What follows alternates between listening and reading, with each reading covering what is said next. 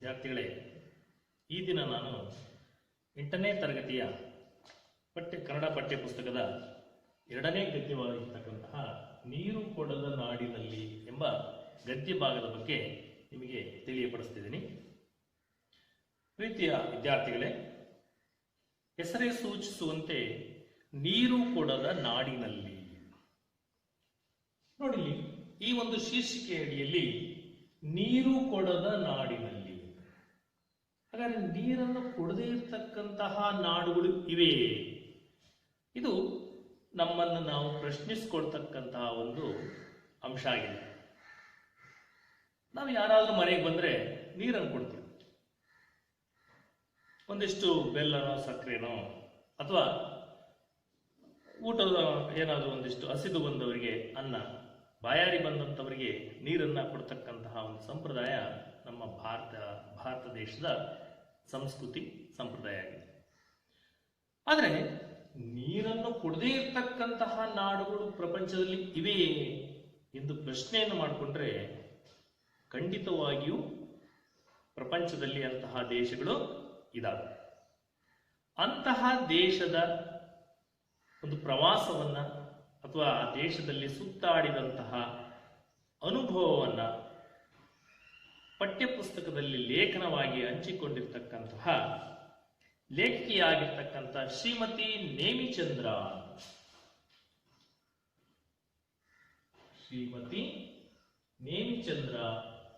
ಅವರು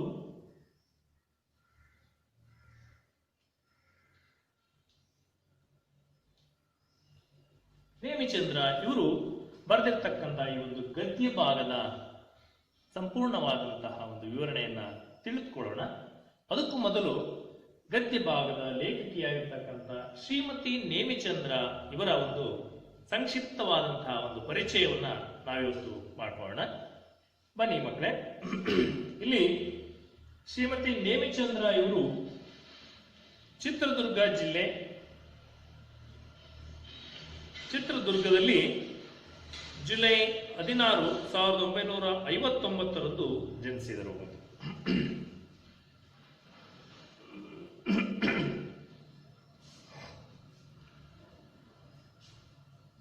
ಇವರ ಕಾಲ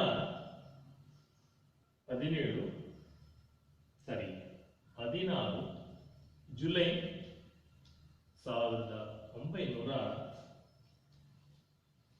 1959 ಚಿತ್ರದುರ್ಗ ಜಿಲ್ಲೆಯಲ್ಲಿ ಜನಿಸ್ತಾರೆ. ಚಿತ್ರದುರ್ಗ, ಕಲ್ಲಿನ ಕೋಟೆ ಚಿತ್ರದುರ್ಗ. ಈ ಚಿತ್ರದುರ್ಗ ಜಿಲ್ಲೆಯಲ್ಲಿ 16ನೇ ತಾರೀಕು ಜುಲೈ ತಿಂಗಳಲ್ಲಿ 1959 ಜನಿಸಿದಂತಹ ಶ್ರೀಮತಿ ನೇಮಿಚಂದ್ರ ಇವರ ಒಂದು ತಂದೆ ಪ್ರೊಫೆಸರ್ ಜಿ ಗುಂಡಣ್ಣ, ತಾಯಿ ತಿಮ್ಮಕ್ಕ. ಪ್ರಾರಂಭಿಕ ಶಿಕ್ಷಣ ಅಂದ್ರೆ ಇವರ ಪ್ರಾರಂಭದ ಶಿಕ್ಷಣ ತುಮಕೂರು, ಮೈಸೂರಿನಲ್ಲಿ ಪೂರೈಸಿದರು. ಮೈಸೂರಿನ ನ್ಯಾಷನಲ್ ಇನ್ಸ್ಟಿಟ್ಯೂಟ್ ಆಫ್ ಇಂಜಿನಿಯರಿಂಗ್ ನಿಂದ BSc ಪದವಿಯನ್ನು, ಬೆಂಗಳೂರಿನ ಇಂಡಿಯನ್ ಇನ್ಸ್ಟಿಟ್ಯೂಟ್ ಆಫ್ ಸೈನ್ಸ್ ನಿಂದ MS ಪದವಿಯನ್ನು ಗಳಿಸಿದರು. ಲೇಖಕಿಯಾದಂತಹ ನೇಮಿಚಂದ್ರ ಇವರು ತುಮಕೂರಿನಲ್ಲಿ ನಂತರ ಮೈಸೂರಿನಲ್ಲಿ ತನ್ನ ಪ್ರಾರಂಭದ ಶಿಕ್ಷಣವನ್ನ ಮುಗಿಸ್ತಾರೆ. ಮೈಸೂರಿನ ನ್ಯಾಷನಲ್ ಇನ್ಸ್ಟಿಟ್ಯೂಟ್ ಆಫ್ ಇಂಜಿನಿಯರಿಂಗ್ ನಿಂದ BSc ಪದವಿಯನ್ನು ಮುಗಿಸ್ತಾರೆ. ಬೆಂಗಳೂರಿನ ಇಂಡಿಯನ್ ಇನ್ಸ್ಟಿಟ್ಯೂಟ್ ಆಫ್ ಸೈನ್ಸ್ ನಿಂದ MS ಪದವಿಯನ್ನು ಕೂಡ ಪಡ್ಕೊಳ್ತಾರೆ. ತದನಂತರ ಬೆಂಗಳೂರಿನ HAL ಸಂಸ್ಥೆಯಲ್ಲಿ ಉನ್ನತ ತಂತ್ರಜ್ಞ ಅಧಿಕಾರಿಯಾಗಿ ಕೆಲಸ ನಿರ್ವಹಿಸುತ್ತಿದ್ದಾರೆ. ಕನ್ನಡದಲ್ಲಿ ಚಿಂತನಪೂರ್ಣ ಲೇಖನ ಪುಸ್ತಕಗಳನ್ನು ಬರೆಯುತ್ತಿದ್ದಾರೆ. ಕನ್ನಡ ಸಾಹಿತ್ಯ ಚರಿತ್ರೆಯಲ್ಲಿ ತಮ್ಮದೇ ಆದಂತಹ ಕೊಡುಗೆಯನ್ನು ಕೊಡುವಲ್ಲಿ ನೇಮಿಚಂದ್ರ ಅವರ ಅವರ ಒಂದು ಸಾಧನೆ ಬಹಳ ಮಹತ್ವಪೂರ್ಣವಾಗಿರ್ತಕ್ಕಂಥದ್ದನ್ನು ನಾವಿಲ್ಲಿ ಗಮನಿಸಬಹುದಾಗಿದೆ. ಹಲವಾರು ಪುಸ್ತಕಗಳನ್ನು ಬರೆದಿದ್ದಾರೆ, ಲೇಖನಗಳನ್ನು ಬರೆದಿದ್ದಾರೆ. ಇವರ ಪ್ರಮುಖ ಕೃತಿಗಳೆಂದರೆ ಯಾದ್ ವಶೇಮ್, ಎನ್ನುವ ಒಂದು ಕಾದಂಬರಿ, ನಮ್ಮ ಕನಸುಗಳಲ್ಲಿ ನೀವಿದ್ದೀರಿ, ಮತ್ತೆ ಬರೆದ ಕಥೆಗಳು, ನೇಮಿಚಂದ್ರರವರ ಕಥೆಗಳಾಗಿದ್ದಾವೆ, ಮುಂತಾದ ಒಂದು ಕಥಾ ಸಂಕಲನಗಳನ್ನು ಬರೆದಿದ್ದಾರೆ. ಒಂದು ಕನಸಿನ ಪಯಣ, ಪೆರುವಿನ ಪವಿತ್ರ ಕಣಿವೆಯಲ್ಲಿ, ಇದು ಪ್ರವಾಸ ಕಥನಗಳು. ನಮ್ಮ ಕನಸುಗಳಲ್ಲಿ ನೀವಿದ್ದೀರಿ, ನಮ್ಮ ಕನಸುಗಳಲ್ಲಿ ನೀವಿದ್ದೀರಿ.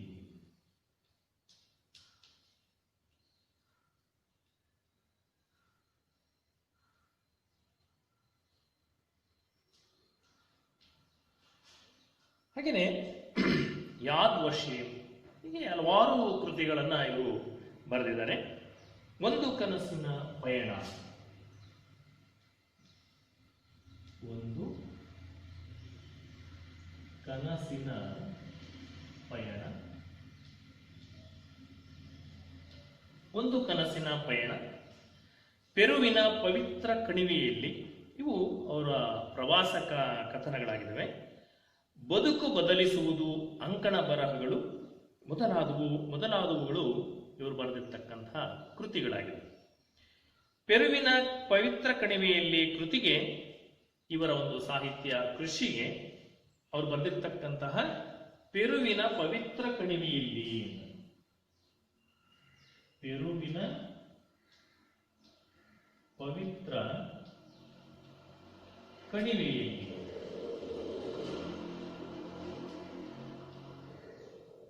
ಈ ಒಂದು ಕೃತಿಗೆ ಕೇಂದ್ರ ಸಾಹಿತ್ಯ ಅಕಾಡೆಮಿ ಪ್ರಶಸ್ತಿ ಸಿಕ್ಕಿದೆ. ಇಲ್ಲಿ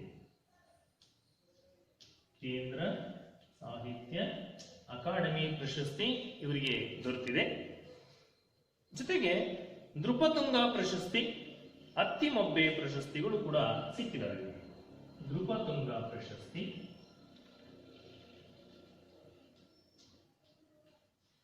ಅತ್ತಿಮಬ್ಬೆ,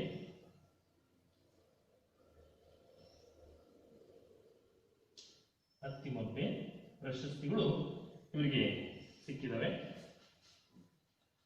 ವಿದ್ಯಾರ್ಥಿಗಳೇ, ಶ್ರೀಮತಿ ನೇಮಿಚಂದ್ರ ಇವರು 1959ರಲ್ಲಿ ಚಿತ್ರದುರ್ಗದಲ್ಲಿ ಜನಿಸಿದಂತಹ ಒಬ್ಬ ಲೇಖಕಿ. ಅವರು ಬರೆದಿರ್ತಕ್ಕಂಥ ಕೃತಿಗಳು ಅಂತಂದ್ರೆ ನಮ್ಮ ಕನಸುಗಳಲ್ಲಿ ನೀವಿದ್ದೀರಿ, ಒಂದು ಕನಸಿನ ಪಯಣ, ಪೆರುವಿನ ಪವಿತ್ರ ಕಣಿವೆಯಲ್ಲಿ, ಹೀಗೆ ಹಲವಾರು ಕೃತಿಗಳನ್ನ ಬರೆದಿದ್ದಾರೆ. ಇವರ ಒಂದು ಸಾಹಿತ್ಯ ಕೃಷಿಗೆ ಇವರಿಗೆ ಸಿಕ್ಕಿರ್ತಕ್ಕಂತಹ ಪ್ರಶಸ್ತಿಗಳು ಅಂತಂದ್ರೆ ಕೇಂದ್ರ ಸಾಹಿತ್ಯ ಅಕಾಡೆಮಿ ಪ್ರಶಸ್ತಿ, ನೃಪತುಂಗ ಪ್ರಶಸ್ತಿ, ಹಾಗೆ ಅತ್ತಿಮಬ್ಬೆ ಎನ್ನುವ ಪ್ರಶಸ್ತಿ ಕೂಡ ಇವರಿಗೆ ಸಿಕ್ಕಿದೆ. ಜೊತೆಗೆ ಈ ಒಂದು ಪ್ರಸ್ತುತ ಗದ್ಯಭಾಗವಾಗಿರ್ತಕ್ಕಂತಹ ನೀರು ಕೊಡದ ನಾಡಿನಲ್ಲಿ ಎಂಬ ಅಂಕಣ ಬರಹವನ್ನು ಶ್ರೀಮತಿ ನೇಮಿಚಂದ್ರ ಅವರ ಬದುಕು ಬದಲಿಸಬಹುದು, ಬದುಕು ಬದಲಿಸಬಹುದು,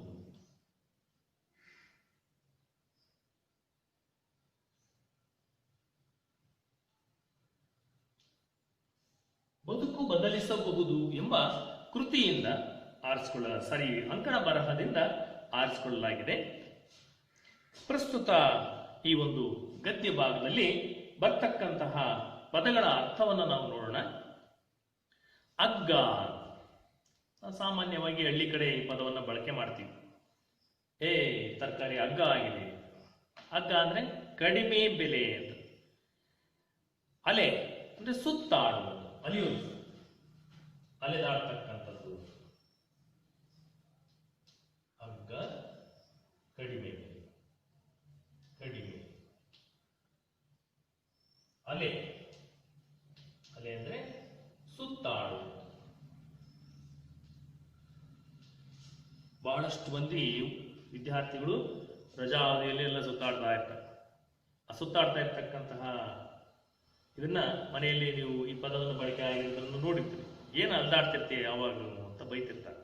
ಹಾಗೆ ಅಲೆ ಅಂದ್ರೆ ಸುತ್ತಾಡೋದು. ಇದೇ ರೀತಿ ಈ ಅಲೆ ಅನ್ನುವ ಶಬ್ದವನ್ನ ನಾವು ಇನ್ನೂ ಒಂದು ಅರ್ಥದಲ್ಲಿ ಬಳಕೆಯನ್ನ ಮಾಡ್ತಾ ಇದ್ದೀವಿ. ಅಲೆ ಅಂತ ಸಮುದ್ರದ ಅಲೆಗಳು, ಅಲೆಗಳ ರಭಸ ಹೆಚ್ಚಳವಾಗಿತ್ತು ಅಂತಂದು ಕೇಳ್ತಿದ್ವಿ. ಸಮುದ್ರದಲ್ಲಿ ಉಂಟಾಗ್ತಕ್ಕಂತಹ ತರಂಗಗಳಿಗೂ ಕೂಡ ಅಲೆ ಅಂತ ಕರೀತಾರೆ. ಆದ್ರೆ ಇಲ್ಲಿ ಅಲೆ ಅಂದ್ರೆ ಸುತ್ತಾಡುವುದು. ಅಸ್ತ್ರ, ಅಸ್ತ್ರ ಆಯುಧ. ಅಸ್ತ್ರ ಅಂದ್ರೆ ಆಯುಧ.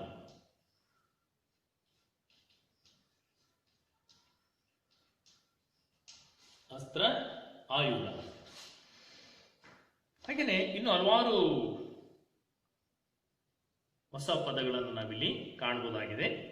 ಜನಪ್ರಿಯ ಅಂದ್ರೆ ಪ್ರಸಿದ್ಧ, ಖ್ಯಾತಿ ಪಡೆದ ಅಂದ್ರೆ ಪರಾಕಾಷ್ಠೆ. ಅಂದ್ರೆ ಜನಪ್ರಿಯ ಅಂದ್ರೆ ಪ್ರಸಿದ್ಧ ಅಥವಾ ಖ್ಯಾತಿ ಪಡೆದ ಅಂತಕ್ಕಂಥದ್ದನ್ನ ಅರ್ಥಗಳನ್ನ ಕೊಡ್ತಕ್ಕಂಥ ಪದ ಆಗಿದೆ. ಪರಾಕಾಷ್ಠೆ ಅಂದ್ರೆ ಕೊನೆಯ ಗಡಿ ಅಂತ.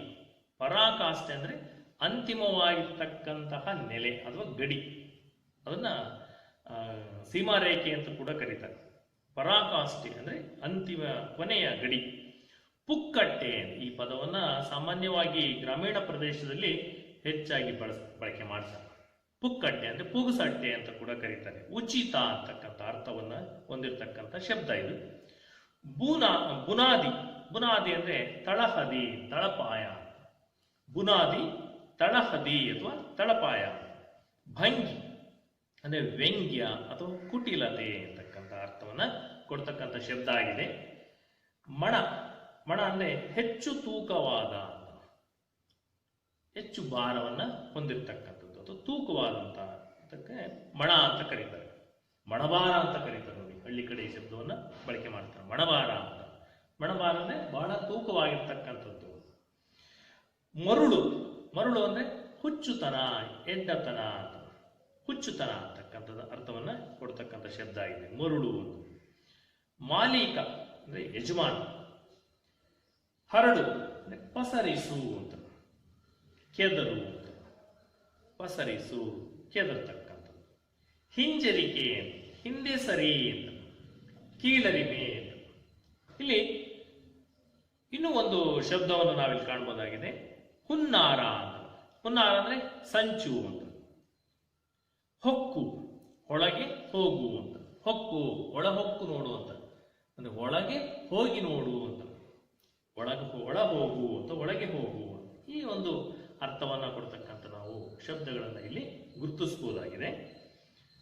ವಿದ್ಯಾರ್ಥಿಗಳೇ, ಈ ದಿನ ನಾವು ಈ ನೀರು ಕೊಡದ ನಾಡಿನಲ್ಲಿ ಎಂಬ ಈ ಒಂದು ಗದ್ಯ ಭಾಗವನ್ನ ನಾವಿವತ್ತು ತಿಳ್ಕೊಳ್ಳೋಣ.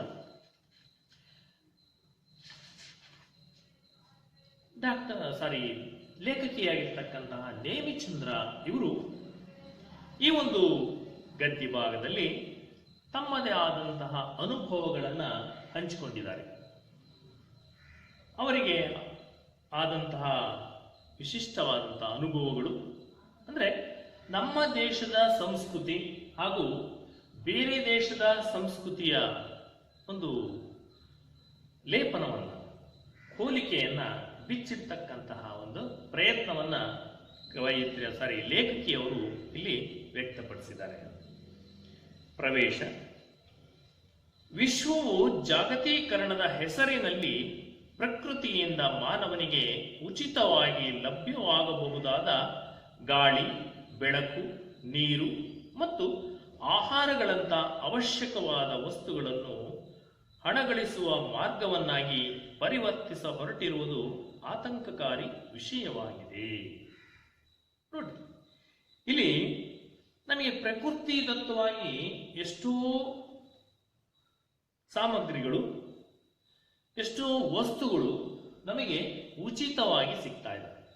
ಉದಾಹರಣೆಗೆ ಗಾಳಿ ಇದೆ, ಬೆಳಕಿದೆ, ನೀರಿದೆ, ಮತ್ತೆ ಕಟ್ಟಿಗೆ ಇದೆ, ಆಹಾರ ಸಾಮಗ್ರಿಗಳು, ಇವೆಲ್ಲವೂ ಸಹ ಪ್ರಕೃತಿ ಮನುಷ್ಯನ ಹೊರತುಪಡಿಸಿ ಅಲ್ಲ, ಮನುಷ್ಯನನ್ನ ಸೇರಿಸಿ, ಮನುಷ್ಯನೊಂದಿಗೆ ಇತರೆ ಪ್ರಾಣಿ ಪಕ್ಷಿಗಳೆಲ್ಲ ಸಕಲ ಜೀವರಾಶಿಗಳಿಗೂ ಉಚಿತವಾಗಿ ಕೊಡ್ತಕ್ಕಂಥದ್ದಾಗಿದೆ. ಪ್ರಕೃತಿಯಿಂದ ನಾವು ಎಲ್ಲವನ್ನೂ ಕೂಡ ಪಡ್ಕೊಳ್ತಾ ಇದ್ದೀವಿ. ಆದರೆ ಈ ಪ್ರಕೃತಿಯಿಂದ ಸಿಕ್ಕಿರ್ತಕ್ಕಂತಹ ಉಚಿತವಾದಂತಹ ವಸ್ತುಗಳನ್ನ ನಾವು ನಮ್ಮ ಸ್ವಾರ್ಥಕ್ಕಾಗಿ, ಹಣ ಗಳಿಸುವ ಹುನ್ನಾರಕ್ಕಾಗಿ, ಹಣ ಗಳಿಸುವ ಮಾರ್ಗವನ್ನಾಗಿ ನಾವೇನ್ ಮಾಡಿದೀವಿ, ಪರಿವರ್ತನೆ ಮಾಡ್ಕೊಂಡ್ಬಿಟ್ಟಿದೀವಿ. ಉದಾಹರಣೆಗೆ ಪ್ರಕೃತಿದತ್ತವಾಗಿ ಸಿಗ್ತಕ್ಕಂತಹ ಮರ ಗಿಡಗಳನ್ನು ಕಡಿದು ನಾವು ಅದನ್ನು ಮಾರಾಟ ಮಾಡಿ ದಿಢೀರಂತ ಶ್ರೀಮಂತರಾಗಬೇಕು. ಈ ಒಂದು ದುರಾಲೋಚನೆಯಿಂದಾಗಿ ಆ ಪ್ರಕೃತಿಯ ಸಂಪತ್ತನ್ನು ಸಿರಿಯನ್ನ ನಾಶ ಮಾಡ್ತಾ ಇದ್ದೀವಿ. ಅಷ್ಟೇ ಅಲ್ಲ, ಭೂಮಿಯ ಗರ್ಭದಲ್ಲಿರ್ತಕ್ಕಂತಹ ನೀರನ್ನು ಸಹ ನಾವೇನ್ ಮಾಡ್ತಾ ಇದ್ದೀವಿ, ಕೊಳವೆ ಬಾವಿಗಳನ್ನ ಕೊರೆಸುವುದರ ಮೂಲಕ ಆಳದಲ್ಲಿರ್ತಕ್ಕಂಥ ನೀರನ್ನು ಸಹ ನಾವು ಬಿಡ್ತಾ ಇಲ್ಲ, ಅದನ್ನೂ ತೆಗೆದು ನಾವು ಮಾರ್ಕೊಳ್ತಾ ಇದ್ದೀವಿ. ನೀರಾವರಿ, ಇನ್ನೊಂದು ಮತ್ತೊಂದು ಮೊದಲೊಂದು ಮನೆ ಕಟ್ಟುವುದಕ್ಕಂಥದ್ದು ಎಲ್ಲಕ್ಕೂ ನಾವು ಬಳಕೆ ಮಾಡಿಕೊಂಡು ಭೂಗರ್ಭದಲ್ಲಿರ್ತಕ್ಕಂತಹ ಅಂತರ್ಜಲ ಮಟ್ಟವನ್ನ ಕಡಿಮೆ ಮಾಡ್ತಾ ಇದ್ದೀವಿ. ಅದು ಬಹಳ ಆಳಕ್ಕೆ ಇಳಿತಾ ಇದೆ. ಇತ್ತೀಚಿನ ದಿನಗಳಲ್ಲಿ ಮೊದಲು ಎಲ್ಲೋ ಭೂಮಿಯನ್ನ 1, 2 ಅಡಿ 3 ಅಡಿ ಗುಂಡಿ ತೆಗೆದ್ರೆ ನೀರು ಸಿಗ್ತಾ ಇತ್ತು. ಆದ್ರೆ ಈಗ 1,500 ಅಡಿಯಷ್ಟು ಭೂಮಿಯನ್ನು ಕೊರೆದ್ರೂ ನೀರು ಸಿಗ್ತಕ್ಕಂಥದ್ದು ಕಷ್ಟ ಆಗಿದೆ. ಹಾಗಾಗಿ ಈ ಮನುಷ್ಯ ತನ್ನ ದುರಾಲೋಚನೆಯಿಂದ, ದುರಾಸೆಯಿಂದ ಪ್ರಕೃತಿ ದತ್ತವಾಗಿ ಸಿಗ್ತಕ್ಕಂತಹ ವಸ್ತುಗಳನ್ನೆಲ್ಲ ತನ್ನ ಸ್ವಾರ್ಥಕ್ಕಾಗಿ ಮಾರಾಟ ಮಾಡಿಕೊಳ್ತಕ್ಕಂಥ ಒಂದು ಹುನ್ನಾರವನ್ನ ನಡೆಸಿರ್ತಕ್ಕಂಥದ್ದನ್ನು ಇಲ್ಲಿ ಕಾಣಬಹುದಾಗಿದೆ. ಇದು ಆತಂಕಕಾರಿ ವಿಷಯವಾಗಿದೆ. ಇದೊಂದು ನಿಜವಾಗಿಯೂ ಕೂಡ ಆತಂಕಕಾರಿ ವಿಷಯವೇ.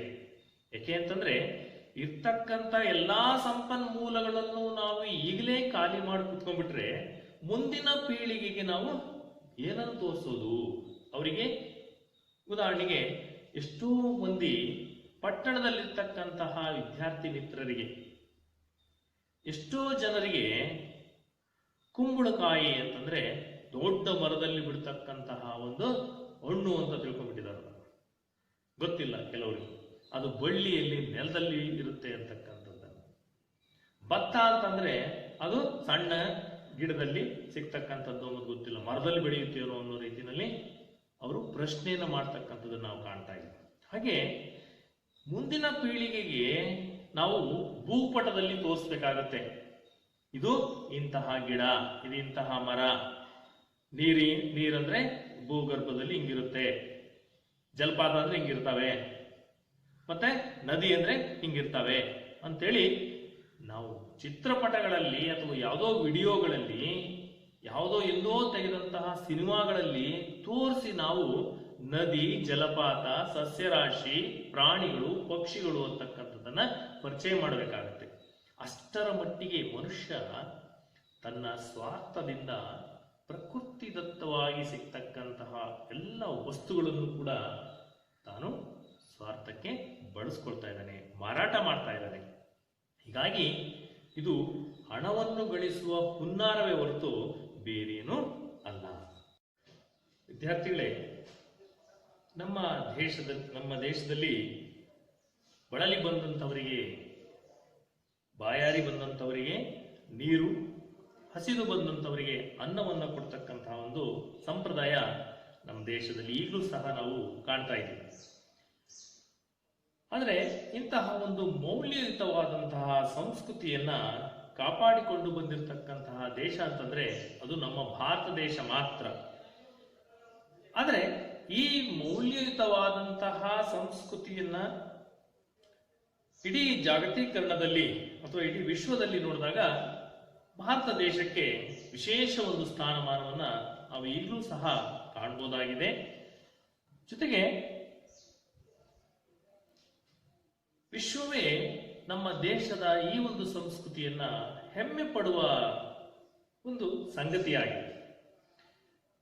ಆದರೆ ವಿಶ್ವದ ಜಾಗತೀಕರಣದ ಹೊಡೆತಕ್ಕೆ ಸಿಲುಕಿದ ನಮ್ಮ ನಗರಗಳಿಂದು ಕೊಳ್ಳುಬಾಕತನವನ್ನು, ಲಾಭಕೋರತನವನ್ನು ಹುಟ್ಟುಹಾಕಿ ವಿಶ್ವದ ಮಾರುಕಟ್ಟೆಯಾಗಲು ಹೊರಟಿರುವುದು ಬಲು ಅಪಾಯಕಾರಿ. ಅಂದ್ರೆ ಈ ಕೊಳ್ಳುಬಾಕತನವನ್ನ ಅಳವಡಿಸಿಕೊಂಡಿರ್ತಕ್ಕಂತಹ ನಮ್ಮ ದೇಶದ ಕೆಲವು ನಗರ ಪ್ರದೇಶಗಳಲ್ಲಿ ನಾವು ಈಗಲೂ ಸಹ ಈ ವಿದೇಶಿ ತಂತ್ರಗಳನ್ನ ಬಳಸಿ ದುಡ್ಡನ್ನ ಲಪ್ಟಾಯಿಸ್ತಕ್ಕಂತಹ, ಲೂಟಿ ಹೊಡಿತಕ್ಕಂತಹ ಒಂದು ಅಂಶವನ್ನು ನಾವು ಈಗಲೂ ಸಹ ಕಾಣಬಹುದಾಗಿದೆ. ಇಂತಹ ಕೊಳ್ಳುಬಾಕುತನ, ಕೇವಲ ತನ್ನ ಸ್ವಾರ್ಥಕ್ಕಾಗಿ ಲಾಭಕ್ಕಾಗಿ ಮಾಡಿಕೊಳ್ತಕ್ಕಂತಹ ಈ ಕೊಳ್ಳುಬಾಕುತನವನ್ನ ನಾವು ನಮ್ಮ ದೇಶದಲ್ಲೂ ಸಹ ಕಾಣಬಹುದಾಗಿದೆ. ವಿಶ್ವದ ಮಾರುಕಟ್ಟೆಯಲ್ಲಿ ತನ್ನ ಸ್ಥಾನವನ್ನ ಉಳಿಸಿಕೊಳ್ಳುವ ಸಲುವಾಗಿ ಅಥವಾ ತನ್ನ ಸ್ಥಾನವನ್ನು ಉನ್ನತ ಮಟ್ಟಕ್ಕೆ ಏರಿಸಿಕೊಳ್ಳುವ ಸಲುವಾಗಿ ನಮ್ಮ ದೇಶದಲ್ಲಿಯೂ ಸಹ ಈಗ ಇಂತಹ ಒಂದು ಸಂಸ್ಕೃತಿ ಅಂದ್ರೆ ವಿದೇಶಿ ಸಂಸ್ಕೃತಿ ಹುಟ್ಕೊಂಡಿರ್ತಕ್ಕಂಥದ್ದನ್ನು ನಾವು ಕಾಣಬಹುದಾಗಿದೆ.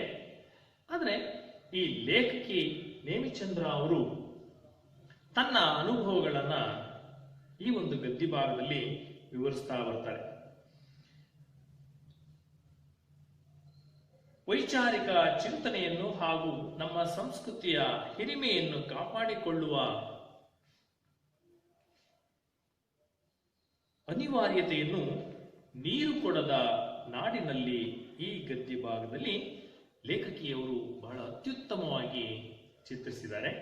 ಅಂದ್ರೆ ನಮ್ಮ ಈ ಒಂದು ವೈಚಾರಿಕ ಒಂದು ಚಿಂತನೆಯನ್ನ ಮತ್ತೆ ಸಂಸ್ಕೃತಿಯನ್ನ, ನಮ್ಮ ಸಂಸ್ಕೃತಿಯ ಹಿರಿಮೆಯನ್ನ ಕಾಪಾಡಿಕೊಳ್ತಕ್ಕಂತಹ ಒಂದು ಜವಾಬ್ದಾರಿ ನಿಮ್ಮೆಲ್ಲರ ಮೇಲೂ ಸಹ ಈಗ ಅನಿವಾರ್ಯವಾಗಿ ನಿಂತುಬಿಟ್ಟಿದೆ. ವಿದ್ಯಾರ್ಥಿಗಳೇ, ಭಾರತದಿಂದ ಹೊರಗೆ ಕಾಲಿಟ್ಟರೆ ಸಾಕು ಎಲ್ಲವೂ ಕೂಡ ನೀರು ಕೊಡದ ನಾಡುಗಳೇ ಎಂಬುದು ಲೇಖಕಿಯರ ಅನುಭವಕ್ಕೆ ಬಂದಂತಹ ಒಂದು ಅಂಶವಾಗಿದೆ. ನಾವು ಈಗ ಈ ಒಂದು ಪಾಠದ ಕಡೆ ಗಮನ ಹರಿಸೋಣ. ವಿದ್ಯಾರ್ಥಿಗಳೇ, ನಾವು ಲೇಖಕಿ ನೇಮಿಚಂದ್ರ ಅವರ ಅನುಭವಗಳನ್ನು ಹಂಚಿಕೊಂಡಿರ್ತಕ್ಕಂಥ ರೀತಿಯನ್ನ ನಾವು ನೋಡ್ತಾ ಹೋಗೋಣ. ಭಾರತದಿಂದ ಹೊರಗೆ ಕಾಲಿಟ್ಟರೆ ಉಳಿದೆಲ್ಲವೂ ನೀರು ಕೊಡದ ನಾಡುಗಳು ಎಂಬುದು ಇಲ್ಲಿಯವರೆಗಿನ ಅನುಭವ ಆಗಿತ್ತು. 2 ವಾರ ಕಳೆದಿದೆ, ಊರೂರು ಅಲೆದಿದ್ದಾಗಿದೆ. ದಿನವೂ ಅಸಾಧ್ಯ ಬಾಯಾರಿಕೆ ಲೇಖಕಿಯರಿಗೆ ಆದಂತಹ ಒಂದು ಅನುಭವ. ಕೋಲಾಗಳು, ಫ್ರೆಂಚ್ ವೈನ್, ಬಿಯರ್, ಬಾಟಲಿಯಲ್ಲಿ ಹಣ್ಣಿನ ರಸ ಧಾರಾಳವಾಗಿ ದೊರೆಯುತ್ತವೆ. ಆದರೆ ಕುಡಿಯಲು ನೀರು ಮಾತ್ರ ಸಿಗ್ತಾ ಇಲ್ಲ. ಅಂದ್ರೆ ತಂಪು ಪಾನೀಯಗಳು, ಬಿಯರ್ ಬಾಟಲಿಗಳು, ಫ್ರೆಂಚ್ ವೈನ್, ಕೋಕಾ ಕೋಲಾ ಇವೆಲ್ಲವೂ ಕೂಡ ತಂಪಾದ ಪಾನೀಯಗಳು ಕುಡಿಯೋದಕ್ಕೆ ಸಿಗ್ತವೆ. ಆದರೆ ಕುಡಿಯೋದಕ್ಕೆ ಬಾಯಾರಿ ಬಂದಂತಹ ವ್ಯಕ್ತಿಗಳಿಗೆ ಕುಡಿಯೋದಕ್ಕೆ ನೀರು ಮಾತ್ರ ಅಲ್ಲಿ ಸಿಗದೇ ಇರತಕ್ಕಂಥದ್ದು ವಿಪರ್ಯಾಸ ಆಗಿದೆ. ಯುರೋಪಿನಲ್ಲಾಗ್ಲಿ ಅಥವಾ ಅಮೆರಿಕದಲ್ಲಾಗ್ಲಿ ನೀರು ಕೊಡುವ ಸಂಪ್ರದಾಯ ಎಳ್ಳಷ್ಟು ಇಲ್ಲ. ಅಮೆರಿಕ, ಯುರೋಪ್ ದೇಶಗಳಲ್ಲಿ ನೀರನ್ನ ಉಚಿತವಾಗಿ ಕೊಡುವಂತಹ ಒಂದು ಸಂಪ್ರದಾಯ ಅವರಲ್ಲಿ ನಾವು ಕಾಣೋದಕ್ಕೆ ಸಾಧ್ಯನೇ ಇಲ್ಲ. ಈಗಂತೂ ಹಿಂದೇನಾದ್ರೂ ಇತ್ತ ಏನೋ, ಆದ್ರೆ ಈಗ ಪ್ರಸ್ತುತ ಸನ್ನಿವೇಶದಲ್ಲಿ ಒಂದು ಬಾಯಾರಿ ಬಂದಂತ ಒಬ್ಬ ವ್ಯಕ್ತಿಗೂ ಸಹ ಉಚಿತವಾಗಿ ಕೊಡ್ತಕ್ಕಂತಹ ಸಂಪ್ರದಾಯ ಈಗ ಇಲ್ಲವೇ ಇಲ್ಲ. ನೀರು ಸಲೀಸಾಗಿ ಎಲ್ಲಂದರಲ್ಲೇ ಪುಕ್ಕಟ್ಟೆಯಾಗಿ ನಿಮಗೆ ಯಾವತ್ತೂ ಕೂಡ ಬೇರೆ ದೇಶಗಳಲ್ಲಿ ಸಿಗೋದು ಅಸಾಧ್ಯದ ಮಾತಾಗಿದೆ. ನಮ್ಮಲ್ಲಿ ಅಂತೆ ನಮ್ಮ ದೇಶದಲ್ಲಿ ನೀವು ನೋಡಿರ್ಬೋದು, ರೈಲ್ವೆ ಸ್ಟೇಷನ್ ಆಗಿರ್ಬೋದು, ವಿಮಾನ ನಿಲ್ದಾಣಗಳಾಗಿರ್ಬೋದು, ಬಸ್ ನಿಲ್ದಾಣಗಳಾಗಿರ್ಬೋದು, ಅಲ್ಲೆಲ್ಲವೂ ಸಹ ಉಚಿತವಾಗಿ ನೀರಿನ ಶುದ್ಧೀಕರಿಸಿದ ನೀರಿನ ಕುಡಿಯುವ ಘಟಕಗಳನ್ನ ಅಲ್ಲಿ ನಾವು ಕಾಣಬಹುದಾಗಿದೆ. ಬಾಯಾರಿ ಬಂದಂಥವರು ಅಲ್ಲೋಗಿ ನೀರನ್ನ ಕುಡಿಬಹುದಾಗಿದೆ. ಆದರೆ ವಿದೇಶಗಳಲ್ಲಿ ಇಂತಹ ಸೌಲಭ್ಯಗಳನ್ನು ನಾವು ಕಾಣೋದಕ್ಕೆ ಸಾಧ್ಯನೇ ಇಲ್ಲ. ಜೊತೆಗೆ ಅದು ದುಡ್ಡಿಲ್ಲದೆ ಕುಡಿಯಬಲ್ಲಂತಹ ನೀರನ್ನ ಎಲ್ಲಿಯೂ ಕೂಡ ಇರಿಸಿರೋದಿಲ್ಲ. ಆದರೆ ನಮ್ಮ ದೇಶದಲ್ಲಿ ಈಗಲೂ ಸಹ ನಾವು ಬಸ್ ಸ್ಟ್ಯಾಂಡ್ಗಳಲ್ಲಿ, ಬಸ್ ನಿಲ್ದಾಣಗಳಲ್ಲಿ, ರೈಲ್ವೆ ನಿಲ್ದಾಣಗಳಲ್ಲಿ, ವಿಮಾನ ನಿಲ್ದಾಣಗಳಲ್ಲಿ ಇಂತಹ ಉಚಿತ ನೀರಿನ ಸೌಲಭ್ಯವನ್ನು ನಾವು ಕಾಣಬಹುದಾಗಿದೆ. ಬಾಯಾರಿದಾಗ ಈಗಲೂ ಸಹ ನಾವು ನಮ್ಮ ದೇಶದಲ್ಲಿ ಹೋಟೆಲ್ ಒಳಗೆ ಹೋಗಿ ಒಂದು ಗ್ಲಾಸ್ ನೀರನ್ನು ನಾವು ಕುಡಿದು ವಾಪಸ್ ಬರ್ಬೋದು. ಯಾವುದೇ ರೀತಿ ತಿಂಡಿ ತಿನ್ನದೆ ಹೋಟ್ಲೊಳಗೆ ಹೋಗಿ ನೀರು ಕುಡಿದು ವಾಪಸ್ ಬರ್ಬೋದು ಅಂತ ಒಂದು ಸಂಪ್ರದಾಯವನ್ನು ನಾವು ಇಲ್ಲೂ ಸಹ ಕಾಣಬಹುದಾಗಿದೆ. ಆದರೆ ವಿದೇಶಗಳಲ್ಲಿ ದುಡ್ಡು ಕೊಟ್ಟರೂ ಸಹ ನೀರು ಅಂತಕ್ಕಂಥದ್ದು ಸಿಗೋದು ಕಷ್ಟ ಇದೆ. ಕಾರಣ ಇಷ್ಟೇ, ಅಲ್ಲಿ ಕೊಳ್ಳುಬಾಕತನ ಅಂತಕ್ಕಂಥದ್ದು ಹೆಚ್ಚಾಗಿದೆ. ಜೊತೆಗೆ ಅಲ್ಲಿ ಮನೆಯ ಹೊರಭಾಗದಲ್ಲಿ ಲೇಖಕಿಯ ಒಂದು ಬಾಲ್ಯದ ನೆನಪನ್ನು ನಾವು ಕಾಣಬಹುದಾಗಿದೆ. ಮನೆಯ ಹೊರಗಿನ ಕಾಂಪೌಂಡ್ ಗೋಡೆಗೆ ತಾಗಿದಂತೆ ಒಂದು ನೀರಿನ ತೊಟ್ಟಿಯನ್ನ ಕಟ್ಟಿಸಿತ್ತು. ಕಾರಣ ಇಷ್ಟೇ, ಬೀದಿಯಲ್ಲಿ ಹೋಗ್ತಕ್ಕಂತಹ ದನ ಕರುಗಳು, ಪಶು ಪಕ್ಷಿಗಳು ಬಾಯಾರಿ ಬಂದ್ರೆ ನೀರನ್ನು ಕುಡಿಯುವ ಒಂದು ಸೌಲಭ್ಯ ಅಲ್ಲಿ ಮಾಡಲಾಗಿತ್ತು. ನಾವು ಇಂತಹ ಒಂದು ಸೌಲಭ್ಯಗಳನ್ನು ನಾವು ಕಾಣಬಹುದು. ಹಿಂದೆ ಸ್ವಯಂ ಸೇವಕರು ಗುಡಿ ಗೋಪುರಗಳಲ್ಲಿ, ಗುರುದ್ವಾರಗಳಲ್ಲಿ ನೀರಿನ ದೊಡ್ಡ ಕೊಳಾಯಿಯನ್ನು ಹಿಡಿದು ಬಳಲಿ ಬಂದಂತಹವರಿಗೆ, ನಿಲ್ಲಿಸಿದಂತಹ ಆಟೋ, ಬಸ್ಸು ಹಾಗೂ ದಾರಿ ಹೋಕರಿಗೆಲ್ಲ ನೀರನ್ನ ತುಂಬಿ ತುಂಬಿ ಉಚಿತವಾಗಿ ಕೊಡ್ತಕ್ಕಂತಹ ಒಂದು ವ್ಯವಸ್ಥೆಯನ್ನ ನಾವು ಕಾಣಬಹುದಾಗಿದೆ. ಈ ಎಲ್ಲಾ ನೆನಪುಗಳನ್ನ ಮಾಡಿಕೊಂಡಂತಹ ಲೇಖಕಿ ನೇಮಿಚಂದ್ರ ಇವರು ಒಮ್ಮೆ ದೆಹಲಿಗೆ ಹೋದಂತಹ ಸಂದರ್ಭದಲ್ಲಿ ಅವರ ಅನುಭವವನ್ನು ಹಂಚಿಕೊಳ್ತಾರೆ. ರೋಹ್ತಕ್ ರಸ್ತೆಯ ಅತ್ತೆಯ ಮನೆಯೊಳಗೆ ಕಾಲಿಡುತ್ತಿದ್ದಂತೆ ಅಲ್ಲಿ ಅವರ ಅತ್ತೆ ಮನೆಗೆ, ಅಂದ್ರೆ ಗಂಡನ ಮನೆಗೆ ಕಾಲಿಟ್ಟಿದ್ದಂತಹ ಸಂದರ್ಭದಲ್ಲಿ ಅವರ ಅತ್ತೆ ಕೂಗಿ ಹೇಳ್ತಾಳೆ, ಬೇಟಾ ತಾಯಾಜಿ ಆಯೇ ಹಾಯ್ ತಂಡ ಪಾನಿ ಪಿಲಾವೋ ಅಂತ ಹೇಳಿ ತನ್ನ ಮೈದುನನ ಮಗನಿಗೆ ಅತ್ತೆ ಕೂಗಿ ಹೇಳಿದರು. ಪುಟ್ಟ ಹುಡುಗ ತಕ್ಷಣ ಏನ್ ಮಾಡ್ದ, ತಣ್ಣನೆಯ ನೀರನ್ನ ತಂದು ಲೇಖಕಿಯಾದಂತಹ ನೇಮಿಚಂದ್ರ ಅವರ ಕೈಗೆ ಕೊಡ್ತಾನೆ. ಆ ತಣ್ಣನೆಯ ನೀರನ್ನ ಕುಡಿದಂತಹ ಲೇಖಕಿಯರಿಗೆ ದೆಹಲಿಯ ಧೂಳು, ಹಾದಿ, ಆ ಧೂಳು ತುಂಬಿದಂತಹ ಹಾದಿ ಬೀದಿಗಳು ಎಲ್ಲವೂ ಕೂಡ ಸಂಪೂರ್ಣವಾಗಿ ಮರೆತು ಹೋಯಿತು. ಅಂದ್ರೆ ಅಷ್ಟು ಧೂಳು ತುಂಬಿದ ಆ ದೆಹಲಿಯ ವಾತಾವರಣ ಅವರಿಗೆ ಆ ತಣ್ಣನೆಯ ನೀರನ್ನು ಕುಡಿದಾಗ ಸಂದರ್ಭದಲ್ಲಿ ಎಲ್ಲವನ್ನು ಕೂಡ ಮರೆತು ಬಿಟ್ಟರು. ಹೀಗೆ ದೇಹಕ್ಕೆ ತಂಪನ್ನು ನೀಡುವ, ಮನಸ್ಸಿಗೆ ಮುದವನ್ನು ನೀಡುವಂತಹ ನೀರು ನಮ್ಮ ದೇಶದಲ್ಲಿ ಬಿಟ್ಟರೆ ಬೇರೆ ದೇಶದಲ್ಲಿ ಉಚಿತವಾಗಿ ಸಿಗುವಂತಹ ಸೌಲಭ್ಯಗಳು ಇಲ್ಲವೇ ಇಲ್ಲ. ದಿಲ್ಲಿಯ ಧೂಳುಗಳ ಹಾದಿಗಳೆಲ್ಲ ಮರೆತವು. ಮನೆಗೆ ಬಂದವರಿಗಂತೂ ಮೊದಲು ನೀರು ಕೊಡುವ ಸಂಪ್ರದಾಯ. ಮೊದಲಿಗೆ ಯಾರೇ ಮನೆಗೆ ಬರಲಿ, ಅವರು ಬಂದ ತಕ್ಷಣ ಅವರಿಗೆ ನೀರನ್ನ ಕೊಡ್ತಕ್ಕಂಥದ್ದು ಸಂಪ್ರದಾಯ ಆಗಿದೆ.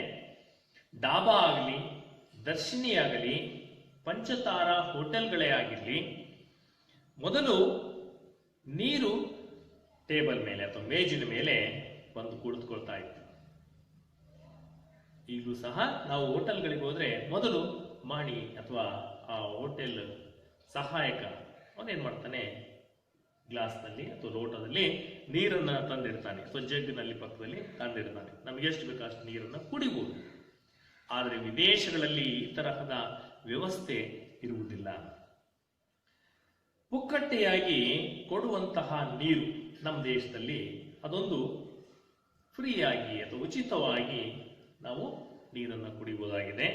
ಆದರೆ ನಾನೀಗ ನೀರು ಕೊಡದ ನಾಡುಗಳಲ್ಲಿ ಅಲೆಯುತ್ತಿದ್ದೇನೆ. ಲೇಖಕಿಯರು ತಮ್ಮ ಅನುಭವಗಳನ್ನ, ತಮ್ಮ ನೆನಪುಗಳನ್ನ ನೆನಪಿಸ್ಕೊಳ್ತಾ ಹೇಳ್ತಾ ಇದ್ದಾರೆ. ದೆಹಲಿಗೆ ಹೋದಂತಹ ಸಂದರ್ಭದಲ್ಲಿ ಮನೆಯಲ್ಲಿ ನಡೆದಂತಹ ಒಂದು ಆ ಧೂಳು ತುಂಬಿದ ಗಾದಿ ಬೀದಿಗಳಲ್ಲಿ ಹೋಗಿ ಸುಸ್ತಾದಾಗ ಮನೆಯಲ್ಲಿ ತಣ್ಣನೆಯ ನೀರನ್ನು ಕುಡಿದಂತಹ ಸಂದರ್ಭದಲ್ಲಿ ಎಲ್ಲವೂ ಆಯಾಸವೆಲ್ಲ ನೀಗಿ ಅವರು ಸಂತೋಷದಿಂದ ಆ ಮನೆಯಲ್ಲಿ ಕಾಲ ಕಳೆದಿದ್ದನ್ನು ನೆನಪಿಸ್ಕೊಳ್ತಾರೆ. ನಂತರ ಆದರೆ ಈಗ ನೀರು ಕೊಡದ ನಾಡಿನಲ್ಲಿ ಅಲೆದು ಅಲೆದು ಆಯಾಸವಾಗಿ ಬಳಲಿ ಸುಸ್ತಾಗಿದ್ದಾರೆ. ಬಾಯಾರಿಕೆ ನೀಗಿಸಿಕೊಳ್ಳುವ ಸಲುವಾಗಿ ಅವರು ಆ ನೀರು ಕೊಡದ ನಾಡಿನ ಕೆಲವೊಂದು ಹೋಟೆಲ್ಗಳಿಗೆ ಕಾಲಿಟ್ಟಾಗ ಆದಂತಹ ಅನುಭವವನ್ನು ಇಲ್ಲಿ ಹಂಚಿಕೊಳ್ತಾ ಇದ್ದಾರೆ.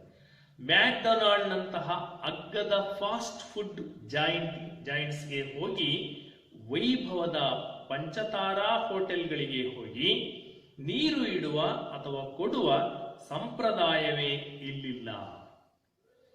ಯಾವುದೇ ಒಂದು ದೊಡ್ಡ ಹೋಟೆಲ್ಗೆ ಹೋಗ್ಲಿ, ಪಂಚತಾರಾ 5 ಸ್ಟಾರ್ ಹೋಟೆಲ್, ಪಂಚತಾರಾ ಹೋಟೆಲ್ಗೆ ಹೋಗ್ಲಿ, ಅಥವಾ ಅಗ್ಗದ ಬೆಲೆಯ ಫುಡ್ಗಳನ್ನ ಅಥವಾ ಆಹಾರ ತಿನಿಸುಗಳನ್ನ ಮಾರ್ತಕ್ಕಂತಹ ಮ್ಯಾಕ್ಡೊನಾಲ್ಡ್ನಂತಹ ಫಾಸ್ಟ್ ಫುಡ್ ಜಾಯಿಂಟ್ಸ್ಗಳಿಗೆ ಹೋದಾಗಲೂ ಸಹ ಉಚಿತವಾಗಿ ನೀರನ್ನು ಕೊಡುವಂತಹ ಸೌಲಭ್ಯ ಅಲ್ಲಿ ಇರುವುದಿಲ್ಲ. ಅದನ್ನು ನಾವು ನಮ್ಮ ದೇಶದಲ್ಲಿ ಅಥವಾ ನಮ್ಮ ರಾಜ್ಯದಲ್ಲಿ ದೊಡ್ಡ ದೊಡ್ಡ ನಗರಗಳಲ್ಲಿ, ಸಿಟಿಗಳಲ್ಲಿ, ಹಳ್ಳಿಗಳಲ್ಲಿ ನೀವು ಎಲ್ಲೇ ಹೋಗಿ ಉಚಿತವಾಗಿ ನೀರನ್ನು ಕೊಡುವಂತಹ ಸೌಲಭ್ಯವನ್ನು ನಾವಿಲ್ಲಿ ಕಾಣಬಹುದಾಗಿದೆ. ಆದರೆ ಹೊರ ದೇಶಗಳಲ್ಲಿ ಆ ರೀತಿಯ ವ್ಯವಸ್ಥೆ ಇರುವುದಿಲ್ಲ. ನೀರು ಇಡುವ ಅಥವಾ ಕೊಡುವ ಸಂಪ್ರದಾಯವೇ ಅವರಿಗೆ ಗೊತ್ತೇ ಇಲ್ಲ. ಅಕಸ್ಮಾತ್ ಏನೋ ಹಿಂದೆ ನಾನು ಕೊಟ್ಟಿದ್ರು ಏನು, ಆದರೆ ಈಗ ಆ ಒಂದು ಸಂಪ್ರದಾಯ ಅಥವಾ ಸಂಸ್ಕೃತಿ ಅವರಿಗೆ ಸಂಪೂರ್ಣವಾಗಿ ಮರೆತೇ ಹೋಗ್ಬಿಟ್ಟಿದ್ದಾರೆ. ಕಾರಣ ಇಷ್ಟೇ, ಹೊಳ್ಳುಬಾಕತನ, ದುಡ್ಡು ಮಾಡುವಂತಹ ಹುನ್ನಾರದಿಂದಾಗಿ ಅವರು ಈ ರೀತಿ ಉಚಿತವಾಗಿ ಸಿಗುವಂತ ನೀರನ್ನು ಸಹ ಅವರು ದುಡ್ಡಿಗೆ ಮಾರ್ಕೊಳ್ತಾ ಇದ್ದಾರೆ. ಹೋಟೆಲ್ಗಳಲ್ಲಿ ಹೋದಾಗ ನೀರಿನ ಬದಲು ಅವರು ಏನ್ ಕೊಡ್ತಾರೆ? ಕೋಕೋ ಕೋಲಗಳನ್ನು ಅಥವಾ ವೈನ್ ಬಾಟಲಿಯನ್ನು, ಬಿಯರ್ ಬಾಟಲಿಯನ್ನು, ಇಲ್ಲ ಕೋಕೋ ಕೋಲಗಳಿಂದಲೇ ಆ ಹೋಟೆಲ್ಗಳಲ್ಲಿ ಊಟ ಪ್ರಾರಂಭ ಆಗುತ್ತೆ. ಆದರೆ ನಮ್ಮ ದೇಶದಲ್ಲಿ ಹಾಗಲ್ಲ. ನಮ್ಮ ದೇಶದಲ್ಲಿ ಮೊದಲು ನೀರು ಕೊಡ್ತಾರೆ, ಆದರೆ ಹೊರದೇಶಗಳಲ್ಲಿ ಕೊಡ್ತಕ್ಕಂಥದ್ದು ಸಂಪ್ರದಾಯವೇ, ಅಲ್ಲಿರ್ತಕ್ಕಂಥ ಸಂಪ್ರದಾಯವೇ ಬೇರೆ. ಅಲ್ಲಿ ಹೋದ್ರೆ ಮೊದಲು ಬರೋದು ಕೋಕೋ ಕೋಲಾ, ಅದು ಉಚಿತವಾಗಿ ಅಲ್ಲ, ಅದು ಕೂಡ ಹಣ ಕೊಟ್ಟೆ ಪಡಿಬೇಕಾಗಿದೆ. ಅಲ್ಲಿನ ಊಟಗಳು ಪ್ರಾರಂಭ ಆಗದೆ ದೊಡ್ಡ ಗಾತ್ರದಂತಹ ಕೋಲಾ ಬಾಟಲಿಗಳನ್ನ, ಕೋಲಾದೊಡನೆಯೇ ಅಲ್ಲಿ ಊಟವನ್ನು ನೀಡುತ್ತಾರೆ. ಮಧ್ಯಾಹ್ನ ಆಗಿದೆ. ಲೇಖಕಿ ನೇಮಿಚಂದ್ರ ಅವರು ಅಲೆದು ಸುಸ್ತಾಗಿ ಹೋಟೆಲ್ಗೆ ಹೋಗಿದ್ದಾರೆ. ಊಟದ ಸಮಯ ಬೇರೆ. ಹೋಟೆಲ್ಗೆ ಹೋಗಿ ಅಲ್ಲಿ ಇವರು ಮೊದಲು ನೀರು ಕೇಳ್ತಾರೆ. ನೀರು ನೀರು ಎಂದು ಬಡಬಡಿಸುವಾಗ ಸಣ್ಣ ಬಾಟಲಿಯಲ್ಲಿ ನೀರು ಬರುತ್ತಿತ್ತು. ಇವರು ನೀರು ಅಂತ ಕೇಳಿದ್ರೆ ಒಂದು ಸಣ್ಣ ಬಾಟ್ಲಿ, ಚಿಕ್ಕ ಬಾಟ್ಲಿಯಲ್ಲಿ ಅವರು ಒಂದು 1/4 ಲೀಟರ್ ಅಥವಾ 150 ಮಿಲಿ ಲೀಟರ್ ಇರ್ತಕ್ಕಂಥ ಸಣ್ಣ ಬಾಟಲಿಯಲ್ಲಿ ನೀರನ್ನ ತಂದು ಕೊಡ್ತಾರೆ. ಆಗ ಅದನ್ನು ನೋಡಿದಂತಹ ಲೇಖಕಿ ಆಶ್ಚರ್ಯ ಆಯಿತು. ಅದು ಕುಡಿದು ನೋಡಿದ್ರೆ ಬರೀ ಸೋಡಾ. ನೀರು ಕೇಳಿದ್ದಕ್ಕೆ ಅವರು ಬರೀ ಸೋಡಾವನ್ನ ಕೊಡ್ತಾರೆ. ಸೋಡಾ ಅಲ್ಲ, ವಾಟರ್ ಎನ್ನುತ್ತಿದ್ದೆ. ಇದು ನೀರೇ, ಸ್ಪಾರ್ಕ್ಲಿಂಗ್ ವಾಟರ್ ಎನ್ನುತ್ತಿದ್ದೆ. ಸ್ಪಾರ್ಕ್ಲಿಂಗ್ ವಾಟರ್ ಅಂದ್ರೆ ಹೊಳೆಯುವ ನೀರು. ನೋಡಿ ಎಂಥ ಪದವನ್ನು ಬಳಕೆ ಮಾಡ್ಕೊಂಡಿದ್ದಾರೆ. ಹೊಳೆಯುವ ನೀರು, ಸ್ಪಾರ್ಕ್ಲಿಂಗ್ ವಾಟರ್ ಎನ್ನುತ್ತಿದ್ದು. ಅಪ್ಪ ಮಹನೀಯರೇ, ನನಗೆ ಹೊಳೆಯುವ ನೀರು ಬೇಡ, ಸಾದಾ ನೀರು ಕೊಡಿ ಎಂದು ಲೇಖಕಿ ಅವರನ್ನ ಸ್ವಲ್ಪ ಗಡುಸು ಧ್ವನಿಯಲ್ಲಿ ಕೇಳ್ತಾರೆ. ಪುಟ್ಟ ಬಾಟಲು ತರಿಸಿದ್ರು. ಸ್ಟಲ್ ವಾಟರ್, ಹೊಸ ಪದಪುಂಜವನ್ನು ಕಲಿತೆ. ನೋಡಿ, ಸ್ಟಲ್ ವಾಟರ್ ಅಂದ್ರೆ ನಾವಿಲ್ಲಿ ಬಿಸ್ಲರಿ ನೀರು ಅಥವಾ ಶುದ್ಧೀಕರಿಸಿದ ನೀರು ಅಂತೆಲ್ಲ ಕರಿತೀವಿ. ಆದರೆ ಅಲ್ಲಿ ಸ್ಟಲ್ ವಾಟರ್ ಅಂತಂದೇಳಿ ಕರೀತಾರೆ. ಸ್ಟಲ್ ವಾಟರ್ ಎನ್ನುವ ಒಂದು ಹೊಸ ಪದವನ್ನ ಆ ಲೇಖಕಿ ನೇಮಿಚಂದ್ರ ಅವರಿಗೆ ಆ ಒಂದು ಹೊಸ ಪದವನ್ನ ಕಲಿತುಕೊಂಡಂತಹ ಸಂದರ್ಭ ಇಲ್ಲಿ ಅವರಿಗೆ ಆಶ್ಚರ್ಯವನ್ನು ತಂದುಕೊಟ್ಟಿದೆ. ಅದನ್ನು ಕುಡಿದು ನೋಡಿದರೆ ಅದು ನೀರಲ್ಲ, ಅಲ್ಪ ಪ್ರಮಾಣದಲ್ಲಿರ್ತಕ್ಕಂತಹ ಸೋಡಾ. ಈ ಸೋಡಾ ನೀರನ್ನ ಅವನು ಲೇಖಕರಿಗೆ ತಂದು ಕೊಟ್ಟಂತಹ ಸಂದರ್ಭದಲ್ಲಿ ಕಡೆಗೂ ದುಡ್ಡು ಕೊಟ್ಟರೂ ಸೀದಾ ಸಾದ ನೀರು ಸಿಗುವುದು ಅಪರೂಪವಿತ್ತು. ಅಂದ್ರೆ ವಿದೇಶಗಳಲ್ಲಿ ದುಡ್ಡು ಕೊಟ್ಟರೂ ಸಹ ಕುಡಿಯುವ ನೀರಲ್ಲಿ ಸಿಗಲಿಲ್ಲ ಲೇಖಕಿಯವರಿಗೆ. ಕೊನೆಗೆ ಏಕೆ ಹೀಗೆ? ಉತ್ತರ ಹೊಳೆಯುವುದೇನೋ ಕಷ್ಟವಲ್ಲ, ಯಾಕೆ ಇರ್ಬೋದು ಹೀಗೆ ಅಂತೇಳಿ ಅವರು ಯೋಚನೆ ಮಾಡೋದಕ್ಕೆ ಶುರು ಮಾಡಿದ್ರು. ಉತ್ತರವನ್ನ ಕಂಡುಹಿಡ್ಕೊಳ್ಳೋದು ಅವ್ರಿಗೇನು ಕಷ್ಟ ಆಗಲಿಲ್ಲ. ಆದ್ರೆ ಪುಕ್ಕಟ್ಟೆಯಾಗಿ ಏನನ್ನೂ ಕೊಡದಿದ್ದರೆ ನೀವು ಕೊಳ್ಳುತ್ತೀರಿ. ಈಗ ಪುಗ್ಸಟ್ಟೆ ಏನೂ ಕೊಡದಾ ಇದ್ರೆ, ಉಚಿತವಾಗಿ ಏನೂ ಸಹ ಕೊಡದಾ ಇದ್ರೆ ಅದನ್ನೇ ಮಾಡ್ತೀರಾ, ದುಡ್ಡು ಕೊಟ್ಟು ಕೊಂಡ್ಕೊಳ್ತೀರಾ ಅನ್ನುವ ಒಂದು ಹೊಸ ವ್ಯಾಪಾರದ ತತ್ವ ಇದು. ನೀವು ಕೊಳ್ಳುತ್ತಿರುವುದು ಸೀದಾ ಸಾದಾ ಅಲ್ಲ ಎಂದು ನಂಬಿಸಿದರೆ ಮತ್ತಷ್ಟು ಕೊಳ್ಳುತ್ತೀರಿ. ನಾವೇನ್ ಮಾಡ್ತೀವಿ, ಉಚಿತವಾಗಿ ಕೊಡ್ತಕ್ಕಂಥದ್ದು ಅದು ಸೀದಾ ಸಾದಾ ಅಲ್ಲ ಅಂತಂದೇಳಿ ಅವರಿಗೆ ನಂಬಿಕೆಯನ್ನ ಬರ್ಸಿದ್ರೆ ಮತ್ತಷ್ಟು ಏನ್ ಮಾಡ್ತೀವಿ, ಒಳ್ಳೆ ದುಡ್ಡನ್ನು ಕೊಟ್ಟು ಒಳ್ಳೆ ನೀರು ಕೊಡುವಂತಂದೇಳಿ ಅದು ಒಳ್ಳೆಯದನ್ನ ಕೊಂಡ್ಕೊಳ್ತೀವಿ. ಹೀಗೆ ಕೊಳ್ಳುಬಾಕುತನ ಅಂತಕ್ಕಂಥದ್ದು, ಈ ವ್ಯಾಪಾರೀಕರಣ ಅಂತಕ್ಕಂಥದ್ದು ವಿದೇಶಗಳಲ್ಲಿ ನಾವು ಹೆಚ್ಚು ಕಾಣ್ತಾ ಇದ್ದೀವಿ. ಇಂತಹ ಕೊಳ್ಳುಬಾಕ ಸಂಸ್ಕೃತಿಯ ತಳಹದಿಯ ಮೇಲೆ ವಿದೇಶಿಗಳ ಒಂದು ವ್ಯಾಪಾರ ಅಂತಕ್ಕಂಥದ್ದು ನಿಂತಿದೆ. ನೀರು ನಿಮಗೆ ಧಾರಾಳವಾಗಿ ಎಲ್ಲೆಡೆ ಪುಕ್ಕಟ್ಟೆಯಾಗಿ ದೊರೆಯಲು ಸಾಧ್ಯ ಇಲ್ಲ. ಕಂಪನಿಗಳ ಜಾಹೀರಾತಿಗೆ ಮಣಿಯುವುದು ಹೇಗೆ? ಇದು ಒಂದು ಬಗೆಯ ಸೂಕ್ಷ್ಮ ರೀತಿಯ ಸೈಕಲಾಜಿಕಲ್ ವಾರ್ಫೇರ್. ಈಗ ನೋಡಿ, ನಾವು ಯಾವ್ದಾದ್ರೂ ಒಂದು ಅಂಗಡಿಗೆ ಹೋದ್ರೆ ಅಲ್ಲೆಲ್ಲ ಅಂಗಡಿಯಲ್ಲಿ ದೊಡ್ಡ ದೊಡ್ಡ ಲೈಟ್ಗಳನ್ನು ಹಾಕಿ ಜಗಮಗ ಅಂತಂದೇಳಿ ಬಣ್ಣದ ಲೈಟ್ಗಳನ್ನು ಹಾಕಿ ಅಲ್ಲಿರ್ತಕ್ಕಂಥ ವಸ್ತುಗಳನ್ನ ಹೊಳೆಯೋ ಹಾಗೆ ಮಾಡಿ ಒಂದು ರೀತಿಯ ಆಕರ್ಷಣೆ ಅಂತಕ್ಕಂಥದ್ದನ್ನ ಮಾಡಿ ಈ ಗಿರಾಕಿಗಳನ್ನ ಆಕರ್ಷಿಸುವ ಹಾಗೆ ಮಾಡ್ತಾರೆ. ಅದೇ ಒಂದು ವಸ್ತುವನ್ನ ನಾವು ರಸ್ತೆ ಬದಿಯಲ್ಲಿ ನೋಡಿದಾಗ ನಾವೇನ್ ಮಾಡ್ತೀವಿ, ಇದು ಫುಟ್ಪಾತ್ ಅಂತಂದು ಹೇಳ್ಬಿಟ್ಟು ರಸ್ತೆ ಬದಿಯ ವಸ್ತುಗಳು ಅಂತಂದು ಹೇಳ್ಬಿಟ್ಟು ನಾವು ಉದಾಸೀನ ಮಾಡ್ತೀವಿ. ಅಲ್ಲಿ 100 ರೂಪಾಯಿ ಬಾಳ್ತಕ್ಕಂತಹ ಒಂದು ವಸ್ತುವನ್ನ ಅಂಗಡಿಯಲ್ಲಿಟ್ಟು ಸುತ್ತಲೂ ಬಣ್ಣದ ಲೈಟ್ಗಳನ್ನ ಹಾಕಿ ಅಲ್ಲಿ 250 ಅಂತಂದ್ರೆ ನಾವು ಚೌಕಾಶಿ ಕೂಡ ಮಾಡೋದಿಲ್ಲ, ತಗೊಂಡು ಬಂದ್ಬಿಡ್ತೀವಿ. ಆದ್ರೆ ಅದೇ ವಸ್ತುವನ್ನ 100 ರೂಪಾಯಿಗೆ ಫುಟ್ಪಾತ್ ನಲ್ಲಿ ಮಾರುವಾಗ 50 ಕೊಡ್ತೀಯ 75 ಕೊಡ್ತೀಯ ಅಂತೇಳಿ ನಾವು ಚೌಕಾಶಿಗಳನ್ನ ಮಾಡ್ತೀವಿ ಅಲ್ವಾ? ಹಾಗೆ ನಾವಿಲ್ಲಿ ನಾವು ಕೊಳ್ಳುಬಾಕತನವನ್ನ ಕಾಣ್ತಾ ಇದ್ದೀವಿ.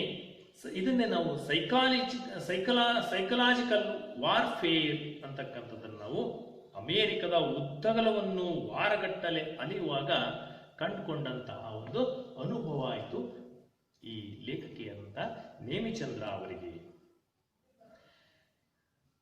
ದೊಡ್ಡ ಗಾತ್ರದ ಕೋಲಾ ಬಾಟಲಿಗಳಿಗೆ $0.99 ಬೆಲೆ. ಅದೇ ಸಣ್ಣ ಗಾತ್ರದ ನೀರಿನ ಬಾಟಲಿಗೂ ಅದಕ್ಕಿಂತ ಹೆಚ್ಚಿನ ಹಣ ಕೊಳ್ಳುವ ಗ್ರಾಹಕನ ಮನಸ್ಸಿನಲ್ಲಿ ನೀರಿಗೇಕೆ ಅಷ್ಟು ಹಣ, ಅದಕ್ಕಿಂತ ಅಗ್ಗವಾಗಿ ಕೋಲಾ ಸಿಗುತ್ತದೆಯಲ್ಲ ಎಂಬ ತರ್ಕ ಹೊಳೆದು ಕೋಲಾ ಅಭ್ಯಾಸ ಮಾಡಿಕೊಳ್ಳುತ್ತಾನೆ. ಅಲ್ಲಿಗೆ ನೀರು ಕುಡಿಯುವ ಅಭ್ಯಾಸ ತಪ್ಪುತ್ತದೆ. ಈಗ ದೊಡ್ಡ ಬಾಟ್ಲಿ ಕೋಲಾವನ್ನ 100 ರೂಪಾಯಿಗೆ ಕೊಟ್ಟು ಒಂದು ಚಿಕ್ಕ ಬಾಟಲಿಯ ನೀರನ್ನ 125 ಅಥವಾ 150 ರೂಪಾಯಿ ಹೇಳಿದ್ರೆ ಆಗ ನಮಗೇನನ್ಸುತ್ತೆ, ಸಣ್ಣ ಬಾಟ್ಲಿ ನೀರು ತಗೊಳ್ಳೋದಕ್ಕಿಂತ ದೊಡ್ಡ ಬಾಟ್ಲಿ ಕೋಕೋ ಕೋಲವೇ ಬರುತ್ತಲ್ಲ ಕಡಿಮೆ ದುಡ್ಡಿಗೆ ಅಂತೇಳಿ ನಾವು ಅದನ್ನ ಕುಡಿಯೋದಕ್ಕೆ ಅಭ್ಯಾಸ ಮಾಡ್ತೀವಿ. ಹೀಗೆ ಕೋಲಾವನ್ನ ಕುಡಿಯೋದನ್ನ ಅಭ್ಯಾಸ ಮಾಡುವುದರ ಜೊತೆಯಲ್ಲಿ ನೀರು ಕುಡಿಯುವ ಅಭ್ಯಾಸವನ್ನ ನಾವು ಬಿಟ್ಟು ಬಿಡ್ತೀವಿ. ಹೀಗೆ ನಾವು ನೀರು ಬದಲಿಗೆ ಕೋಲಾವನ್ನ ಅಭ್ಯಾಸ ಮಾಡಿಕೊಂಡು ಅವುಗಳನ್ನೇ ಹೆಚ್ಚು ಉಪಯೋಗ ಮಾಡ್ತಕ್ಕಂಥದನ್ನ ನಾವು ಅಭ್ಯಾಸ ಮಾಡ್ಕೊಳ್ತೀವಿ. ಅದೇ ಅಭ್ಯಾಸ ಏನಾಗುತ್ತೆ, ನಮ್ಮ ದೇಶಕ್ಕೆ ಬಂದರೂ ಸಹ ನಾವು ನೀರು ಕುಡಿಯೋದು ಬಿಟ್ಟು ಕೋಲವನ್ನ ಕುಡಿಯೋದಕ್ಕೆ ಅಭ್ಯಾಸ ಮಾಡಿಬಿಡ್ತೀವಿ. ವಿದೇಶಗಳಲ್ಲಿಯ ಮನೆಯ ನಲ್ಲಿಯಲ್ಲಿ ಬರುವ ನೀರನ್ನು ಯಾರೂ ಕುಡಿಯುವುದಿಲ್ಲ. ಅದನ್ನು ಕುಡಿದರೇನು ಪ್ರಾಣ ಹೋಗುವುದಿಲ್ಲ, ಆದರೆ ಅದು ಶುದ್ಧವಲ್ಲ. ಮನೆಯಲ್ಲಿ ಬರ್ತಕ್ಕಂಥ ನೀರನ್ನು ಯಾರೂ ಕುಡಿಯಲ್ಲ, ಆದರೆ ಅದು ಕುಡಿದ್ರೆ ಏನು ಪ್ರಾಣ ಹೋಗಲ್ಲ. ಆದರೆ ಬರ್ತಕ್ಕಂಥ ನಲ್ಲಿ ನೀರು ಅದು ಶುದ್ಧ ಅಲ್ಲ. ಶುದ್ಧ ನೀರನ್ನು ಬಾಟಲಿಯಲ್ಲಿ ಕೊಂಡು ಮಾತ್ರ ತರಬಹುದು. ನಾವು ಅಲ್ಲಿ ವಿದೇಶಗಳಲ್ಲಿ ಹೋದ್ರೆ ಶುದ್ಧ ನೀರು ನಲ್ಲಿಯಲ್ಲಿ ಬರಲ್ಲ, ಅದು ಬಳಕೆ ಮಾಡ್ತಕ್ಕಂಥ ನೀರಾಗಿರುತ್ತೆ, ಆದರೆ ಅದನ್ನ ಕುಡಿಯೋದಕ್ಕೆ ಸಾಧ್ಯ ಇಲ್ಲ. ಆದರೆ ಶುದ್ಧ ನೀರು ಬೇಕು ಅಂದ್ರೆ ಅದು ಬಾಟಲಿಯ ನೀರೇ ಆಗಿರಬೇಕು. ಇಂತಹ ಹುನ್ನಾರ ಭಾರತದಲ್ಲಿ ಅದಾಗಲೇ ಆರಂಭ ಆಗ್ಬಿಟ್ಟಿದೆ. ನಾವೀಗ ನೋಡ್ತಾ ಇದ್ದೀವಿ, ಎಲ್ಲಿ ಎಲ್ಲ ದೊಡ್ಡ ದೊಡ್ಡ ನಗರಗಳು ಪಟ್ಟಣಗಳಲ್ಲಿ ಇಂತಹ ಒಂದು ಕೊಳ್ಳುಬಾಕತನದ ಒಂದು ಸಂಸ್ಕೃತಿ ಈಗಾಗಲೇ ಭಾರತದಲ್ಲಿಯೂ ಸಹ ಅದಾಗಲೇ ತಳ ಊರಿದೆ, ನೆಲೆಯೂರಿದೆ. ಇಂತಹದೇ ಹುನ್ನಾರ ಕೂಡ ಇಲ್ಲಿ ನಡೆದಿದೆ. ಕೀಟನಾಶಕವಿರುವ ನೀರನ್ನು ಶುದ್ಧವೆಂದು ಮಾರಿ ಉದ್ಧಾರವಾದ ಕಂಪನಿಗಳು ಕೊಳ್ಳುಬಾಕ ಸಂಸ್ಕೃತಿಯ ಪರಾಕಾಷ್ಠೆಯಾಗಿ ನನಗೆ ನೀರು ಕೊಡದ ನಾಡುಗಳು ಕಾಣುತ್ತವೆ. ಕ್ರಿಮಿ ಕೀಟಗಳಿರ್ತಕ್ಕಂತಹ ಅಥವಾ ಕೀಟನಾಶಕಗಳಿಂದ ಹೊಂದಿರತಕ್ಕಂತಹ ನೀರನ್ನೂ ಸಹ ಬಾಟಲಿಯಲ್ಲಿ ತುಂಬಿ ದೊಡ್ಡ ದೊಡ್ಡ ಕಂಪನಿಗಳು ದೊಡ್ಡದಾಗಿ ಅಡ್ವರ್ಟೈಸ್ಮೆಂಟ್ ಕೊಟ್ಟು ಜಾಹೀರಾತುಗಳ ಮೂಲಕ ಗ್ರಾಹಕನ ಮನಸ್ಸನ್ನ ಸೆರೆ ಹಿಡಿದು ಅವನಿಗೆ ಹೆಚ್ಚಿನ ಹಣಕ್ಕೆ ಮಾರಾಟ ಮಾಡಿ ಕಂಪನಿಯವರು ಶ್ರೀಮಂತರಾದರೆ ವಿನಃ ಗ್ರಾಹಕ ಅವುಗಳನ್ನೆಲ್ಲ ಬಳಸಿ ಅವನು ಆರೋಗ್ಯವನ್ನ ಕೆಡಿಸ್ಕೊಳ್ತಾ ಇದ್ದಾನೆ. ಹೀಗೆ ನೀರು ಕೊಡದ ನಾಡುಗಳ ಒಂದು ಪರಿಸ್ಥಿತಿಯನ್ನ ಲೇಖಕಿ ನೇಮಿಚಂದ್ರ ಅವರು ಎಳೆ ಎಳೆಯಾಗಿ ಬಿಚ್ಚಿಡ್ತಾ ಇದ್ದಾರೆ. ಮಜ್ಜಿಗೆ, ಪಾನಕ, ಕಬ್ಬಿನ ಹಾಲು, ತಾಜಾ ಹಣ್ಣಿನ ರಸ ಎಲ್ಲವನ್ನು ತೊರೆದು ಕೋಲಾಗಳಿಗೆ ನಾವು ಮುಗಿ ಬೀಳುತ್ತಿರುವ ಜನರ ಸಂಖ್ಯೆ ಏರುತ್ತಿದೆ. ಹಿಂದೆಲ್ಲ ತಣ್ಣನೆಯ ಮಜ್ಜಿಗೆ ಇರ್ತಿತ್ತು. ಮಡಿಕೆಗಳಲ್ಲಿ ಮಜ್ಜಿಗೆ ಹಣ್ಣು ಇಟ್ಟು ಸಂತೆಗಳಲ್ಲಿ ಮಾರಾಟ ಮಾಡ್ತಾ ಇದ್ರು. ಶರಬತ್ತು ಮಾರಾಟ ಮಾಡ್ತಾ ಇದ್ರು, ಬೆಲ್ಲದ ಪಾನಕ ಮಾರಾಟ ಮಾಡ್ತಿದ್ರು, ಎಳನೀರು ಮಾರಾಟ ಮಾಡ್ತಿದ್ರು. ಆದ್ರೆ ಇತ್ತೀಚಿನ ದಿನಗಳಲ್ಲಿ ಇವುಗಳನ್ನೆಲ್ಲವನ್ನು ಕೂಡ ಈ ತಂಪು ಪಾನೀಯಗಳು ಮಾರುಕಟ್ಟೆಯಲ್ಲಿ ಆಕ್ರಮಣ ಮಾಡಿ ಅವುಗಳನ್ನ ಸಂಪೂರ್ಣವಾಗಿ ಅವೆಲ್ಲವೂ ಕೂಡ ನೆಲಕಚ್ಚಿ ಹೋಗಿದ್ದಾವೆ. ರೈತನು ಕೂಡ ಅವುಗಳನ್ನ ಬೆಳೆದಂತ ರೈತ ಕೂಡ ಅವನು ದುಸ್ಥಿತಿಯಾಗಿ ತಲುಪಿರ್ತಕ್ಕಂಥದ್ದು ನಾವು ಕಾಣ್ತಾ ಇದ್ದೀವಿ. ಜನ ವೈಯಕ್ತಿಕ ವಿದೇಶ ಪ್ರವಾಸಗಳಲ್ಲಿ ನನಗೆ ಇಷ್ಟು ಕಷ್ಟವಾಗಿದ್ದಿಲ್ಲ. ತಿಂಗಳುಗಟ್ಟಲೆ ಅಲೆದರೂ ನಾವಿಳಿದುಕೊಳ್ಳುತ್ತಿದ್ದ ಅಗ್ಗದ ಹೋಟೆಲ್ನಿಂದ ಬೆಳಿಗ್ಗೆ ಹೊರಡುವಾಗಲೇ ಬಾಟಲಿಯಲ್ಲಿ ನಲ್ಲಿ ನೀರನ್ನು ತುಂಬಿಸಿಕೊಂಡು ಹೊರಡುತ್ತಿದ್ದೆವು. ಅವರು ವೈಯಕ್ತಿಕವಾಗಿ ವಿದೇಶ ಪ್ರವಾಸವನ್ನ ಮಾಡುವಾಗ ಬಾಟಲಿಗಳಲ್ಲಿ ನಲ್ಲಿಯಲ್ಲಿ ಬರ್ತಕ್ಕಂಥ ನೀರನ್ನು ತುಂಬಿಕೊಂಡು ಪ್ರವಾಸವನ್ನ ಕೈಗೊಳ್ತಾ ಇದ್ರು. ಅವಾಗ ಈ ಎಲ್ಲ ಸಮಸ್ಯೆಗಳು ಉದ್ಭವ ಆಗಲಿಲ್ಲ. ಈಗ ಕಚೇರಿಯ ಕೆಲಸಕ್ಕೆ ಅಥವಾ ಅಫಿಷಿಯಲ್ ಆಗಿ ಕಚೇರಿ ಕೆಲಸದ ನಿಮಿತ್ತವಾಗಿ ಹೋದಂತ ಇವರಿಗೆ ಆ ರೀತಿ ಅಲೆಯುವ ಸಮಯಾವಕಾಶ ಇರೋದಿಲ್ಲ. ಹಾಗಾಗಿ ನಲ್ಲಿ ನೀರು ತುಂಬಿಸ್ಕೊಂಡು ಹೋಗ್ತಕ್ಕಂಥ ಒಂದು ಪ್ರಮೇಯ ಅವರಿಗೆ ಒದಗಿ ಬಂದಿಲ್ಲ. ಹಾಗಾಗಿ ಇವರು ದುಡ್ಡು ಕೊಟ್ಟೆ ನೀರು ಕುಡಿತಕ್ಕಂಥ ಒಂದು ಅನಿವಾರ್ಯತೆ ಅಂತಕ್ಕಂಥದ್ದು ಬಂದೊದಗಿದೆ. ನಮ್ಮ ಭಾರತೀಯ ನಿರೋಧಕ ಶಕ್ತಿಯ ಎದುರು ಯಾವ ನೀರಾದರೂ ಅಡ್ಡಿ ಇರಲಿಲ್ಲ. ಇದು ಬಹಳ ಗಂಭೀರವಾದಂತಹ ಒಂದು ಅಂಶ. ವಿದ್ಯಾರ್ಥಿಗಳೇ, ನಾವಿದನ್ನ ಸ್ಪಷ್ಟವಾಗಿ ತಿಳ್ಕೊಳ್ಬೇಕು. ನಮ್ಮ ಭಾರತೀಯರ ಒಂದು ಆರೋಗ್ಯ ಎಷ್ಟರ ಮಟ್ಟಿಗೆ ಇದೆ ಅಂತಂದ್ರೆ ರೋಗ ನಿರೋಧಕ ಶಕ್ತಿ ಅಂತಕ್ಕಂಥದ್ದು ಹೆಚ್ಚಾಗಿದೆ. ಯಾಕೆ ಅಂತಂದ್ರೆ ಇಲ್ಲಿನ ಮಣ್ಣಿನ ಸೊಗಡೆ ಅಂತದ್ದು ರೋಗ ನಿರೋಧಕ ಶಕ್ತಿಯನ್ನ ಹೆಚ್ಚು ಹೊಂದಿರತಕ್ಕಂತಹ ದೇಶ ಅಂತಂದ್ರೆ ಅದು ಭಾರತ ದೇಶ ಅಂತ.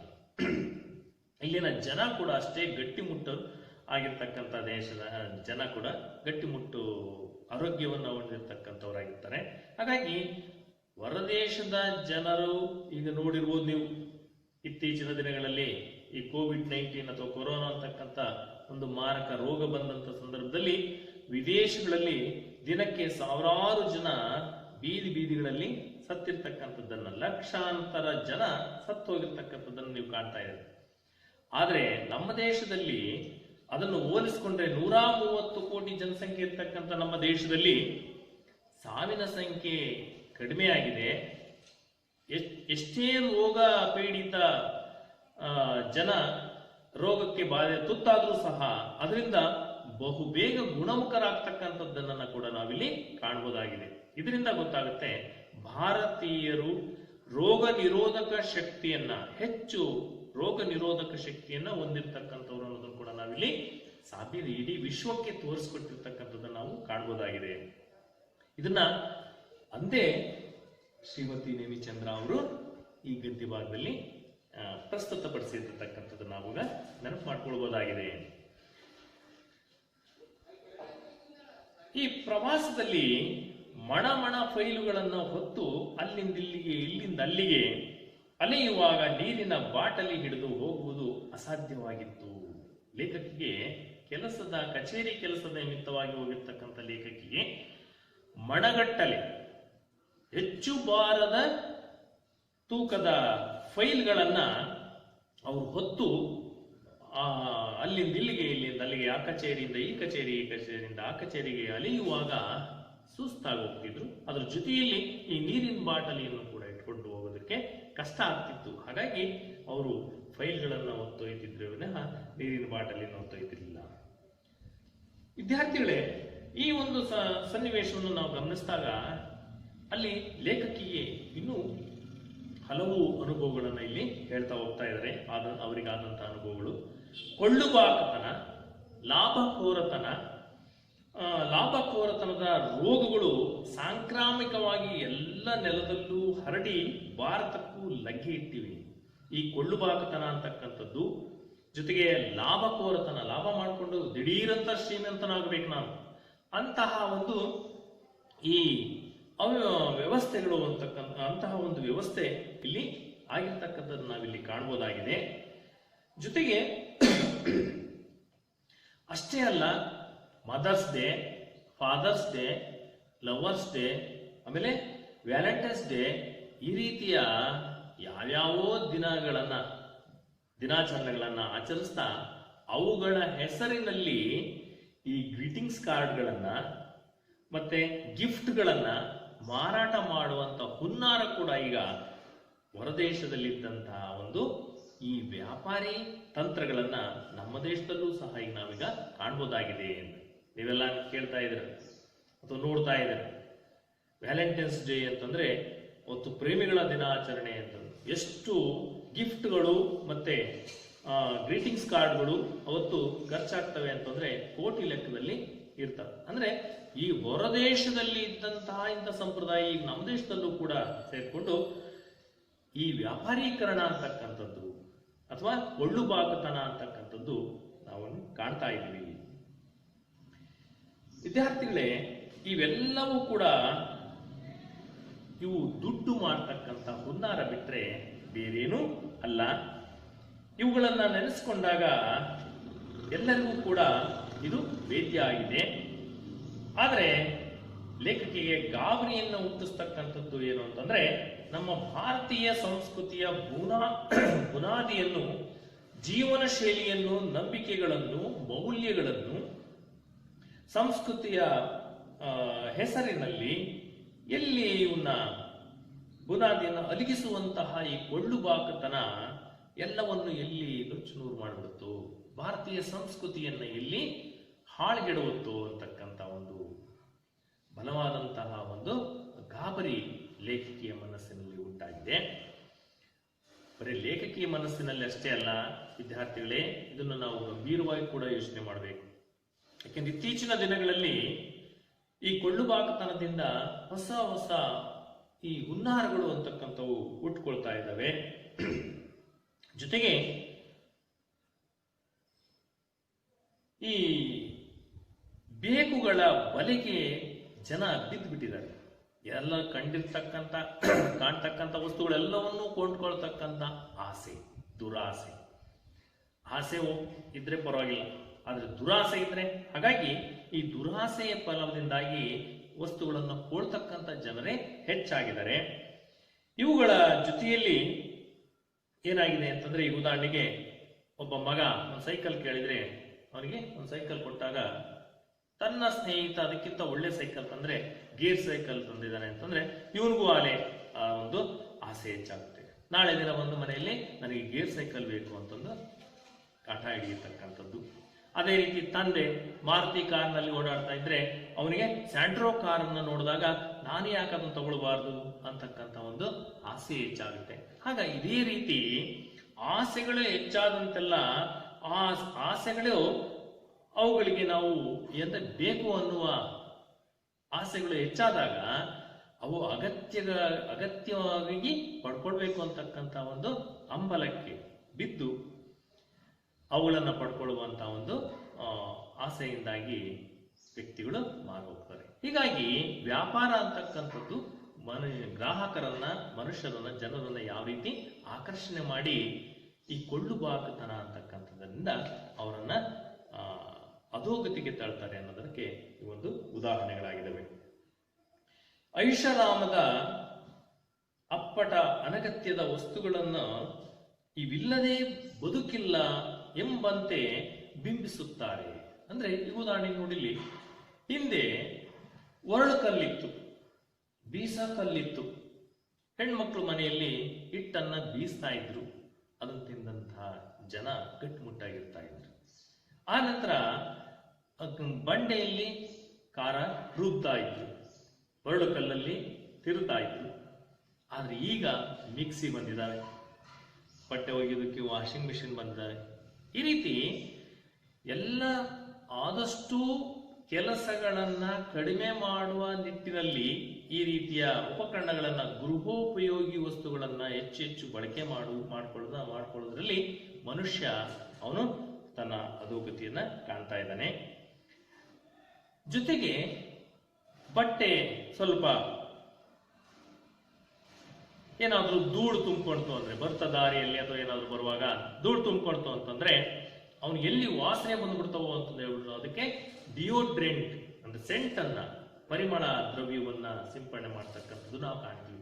ಅದು ಇಲ್ದಾ ಇದ್ರೆ ನನ್ನ ಬಟ್ಟೆಗಳು ಎಲ್ಲಿ ವಾಸನೆ ಬರ್ತಾವೋ ಅಂತೇಳಿ ಅವುಗಳನ್ನ ಬಳಕೆ ಮಾಡ್ತಕ್ಕಂಥದ್ದು ನಾವು ಕಾಣ್ತೀವಿ. ಹೀಗೆ ಇಲ್ಲ ಅಂತಂದ್ರೆ ಅಕ್ಕಪಕ್ಕದವರು ಏನ್ ತಿಳ್ಕೊಳ್ತಾರೋ ಎನ್ನುವ ಕೀಳರಿಮೆ ಅಂತಕ್ಕಂಥದ್ದು ಅವನಲ್ಲಿ ಹುಟ್ಕೊಂಡ್ಬಿಡುತ್ತೆ. ಆ ಹುಟ್ಕೊಂಡಂತ ಸಂದರ್ಭದಲ್ಲಿ ಅವನೇನ್ ಮಾಡ್ತಾನೆ, ಆಗ ಎಷ್ಟೇ ಹಣ ಆದ್ರೂ ಆಗ್ಲಿ ಅವನು ಕೊಟ್ಟು ತಗೊಳ್ಬೇಕು ಅಂತಕ್ಕಂಥದ್ದು ಅವನಿಗೆ ಅನ್ಸುತ್ತೆ, ಆಗ ಅವನು ತಗೊಳ್ತಾನೆ ಅಂತ. ಹೀಗೆ ಕೆಲವು ಅವನ ಕೊನೆಗೆ ಕೊಂಡ್ಕೊಳ್ಳೇಬೇಕು ಅನ್ನುವ ಒಂದು ಅನಿವಾರ್ಯಕ್ಕೆ ಅವನು ಒಳಗಾಗ್ತಾನೆ. ಹೀಗೆ ಕೆಲವು ವರ್ಷಗಳ ಹಿಂದೆ ದಿನಪತ್ರಿಕೆಯಲ್ಲಿ ಓದಿದ್ದೆ, ಜನಪ್ರಿಯ ಹೋಟೆಲ್ನ ಮಾಲೀಕರೊಬ್ಬರು ಬರೆದಿದ್ದರು, ತಂಪು ಪಾನೀಯದ ಕಂಪನಿಯೊಂದು ಆತನನ್ನು ಸಂಪರ್ಕಿಸಿ ನೀವು ಗ್ರಾಹಕರಿಗೆ ಬಂದೊಡನೆ ನೀರು ಕೊಡುವುದನ್ನು ನಿಲ್ಲಿಸಿದರೆ ಇಷ್ಟು ಹಣ ಕೊಡುವುದಾಗಿ ಹೇಳಿತ್ತಂತೆ. ಈಗಾಗಲೇ ಬೆಂಗಳೂರಿನಲ್ಲೂ ನನಗೆ ನೀರು ಕೊಡದ ಸಂಸ್ಕೃತಿಯ ಅನುಭವವಾಗಿದೆ. ಮಹಾತ್ಮ ಗಾಂಧಿ ರಸ್ತೆಯ ಬಾಂಬೆ ಬಜಾರ್ ಎದುರಿನ ಪುಟ್ಟ ಜಾಯಿಂಟ್ನಲ್ಲಿ ನಾನು ಮತ್ತು ಮಗಳು ಕುಳಿತಿದ್ದವು. ಇಲ್ಲಿ ನೀರು ತಂದಿಡಲಿಲ್ಲ. ಐಸ್ ಕ್ರೀಮ್ ತಿಂದ ನಾವು ನೀರು ಬೇಕು ಎಂದು ಕೇಳಿದೆವು. ಮಿನರಲ್ ವಾಟರ್, ವೇಟರ್ ಪ್ರಶ್ನಿಸಿದ.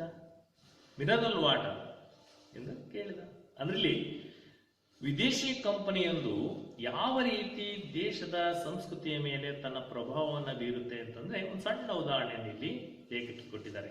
ಏನಪ್ಪಾ ಅಂತಂದ್ರೆ, ನಮ್ಮ ದೇಶದ ಪ್ರಸಿದ್ಧವಾದಂತಹ ಹೋಟೆಲ್ಗಳಲ್ಲಿ, ದೊಡ್ಡ ದೊಡ್ಡ ಹೋಟೆಲ್ಗಳಲ್ಲಿ ಆ ಕಂಪನಿಯವರು ಹೇಳಿದ್ರಂತೆ, ನೀವು ಹೋಟೆಲ್ಗೆ ಬಂದಂತಹ ಗ್ರಾಹಕರಿಗೆ ಮೊದಲು ನೀರು ಕೊಡೋದನ್ನ ನಿಲ್ಲಿಸ್ರಿ, ನಿಮಗೆ ಇಷ್ಟು ದುಡ್ಡು ಕೊಡ್ತೀವಿ ಅಂತಂದು ಹೇಳಿದ್ರು. ಆಗ ಪೂಗುಸಟ್ಟೆ ಹಣ ಬರುತ್ತೆ ಅಂದ್ರೆ ಯಾರು ತಾನೇ ಬೇಡ ಅಂತಾರೆ. ಹಾಗಾಗಿ ಹೋಟೆಲ್ನ ಮಾಲೀಕರು ಅದು ಒಪ್ಕೊಂಡು ಉಚಿತವಾಗಿ ಕೊಡ್ತಕ್ಕಂಥ ನೀರನ್ನ ನಿಲ್ಲಿಸಿದ್ರು. ಆಗ ಆ ಹೋಟೆಲ್ಗೆ ಬಂದಂತ ಗಿರಾಕಿಗಳು ಏನ್ ಮಾಡ್ತಾರೆ, ಅನಿವಾರ್ಯವಾಗಿ ದೊಡ್ಡ ಹೋಟೆಲ್ಗೆ ಬೇರೆ ಹೋಗಿದ್ದಾರೆ, ಮರ್ಯಾದೆ ಪ್ರಶ್ನೆ, ಅನಿವಾರ್ಯವಾಗಿ ಏನ್ ಮಾಡ್ತಾನೆ, ದುಡ್ಡು ಕೊಟ್ಟು ನೀರನ್ನ ಕೊಂಡ್ಕೊಳ್ತಾನೆ.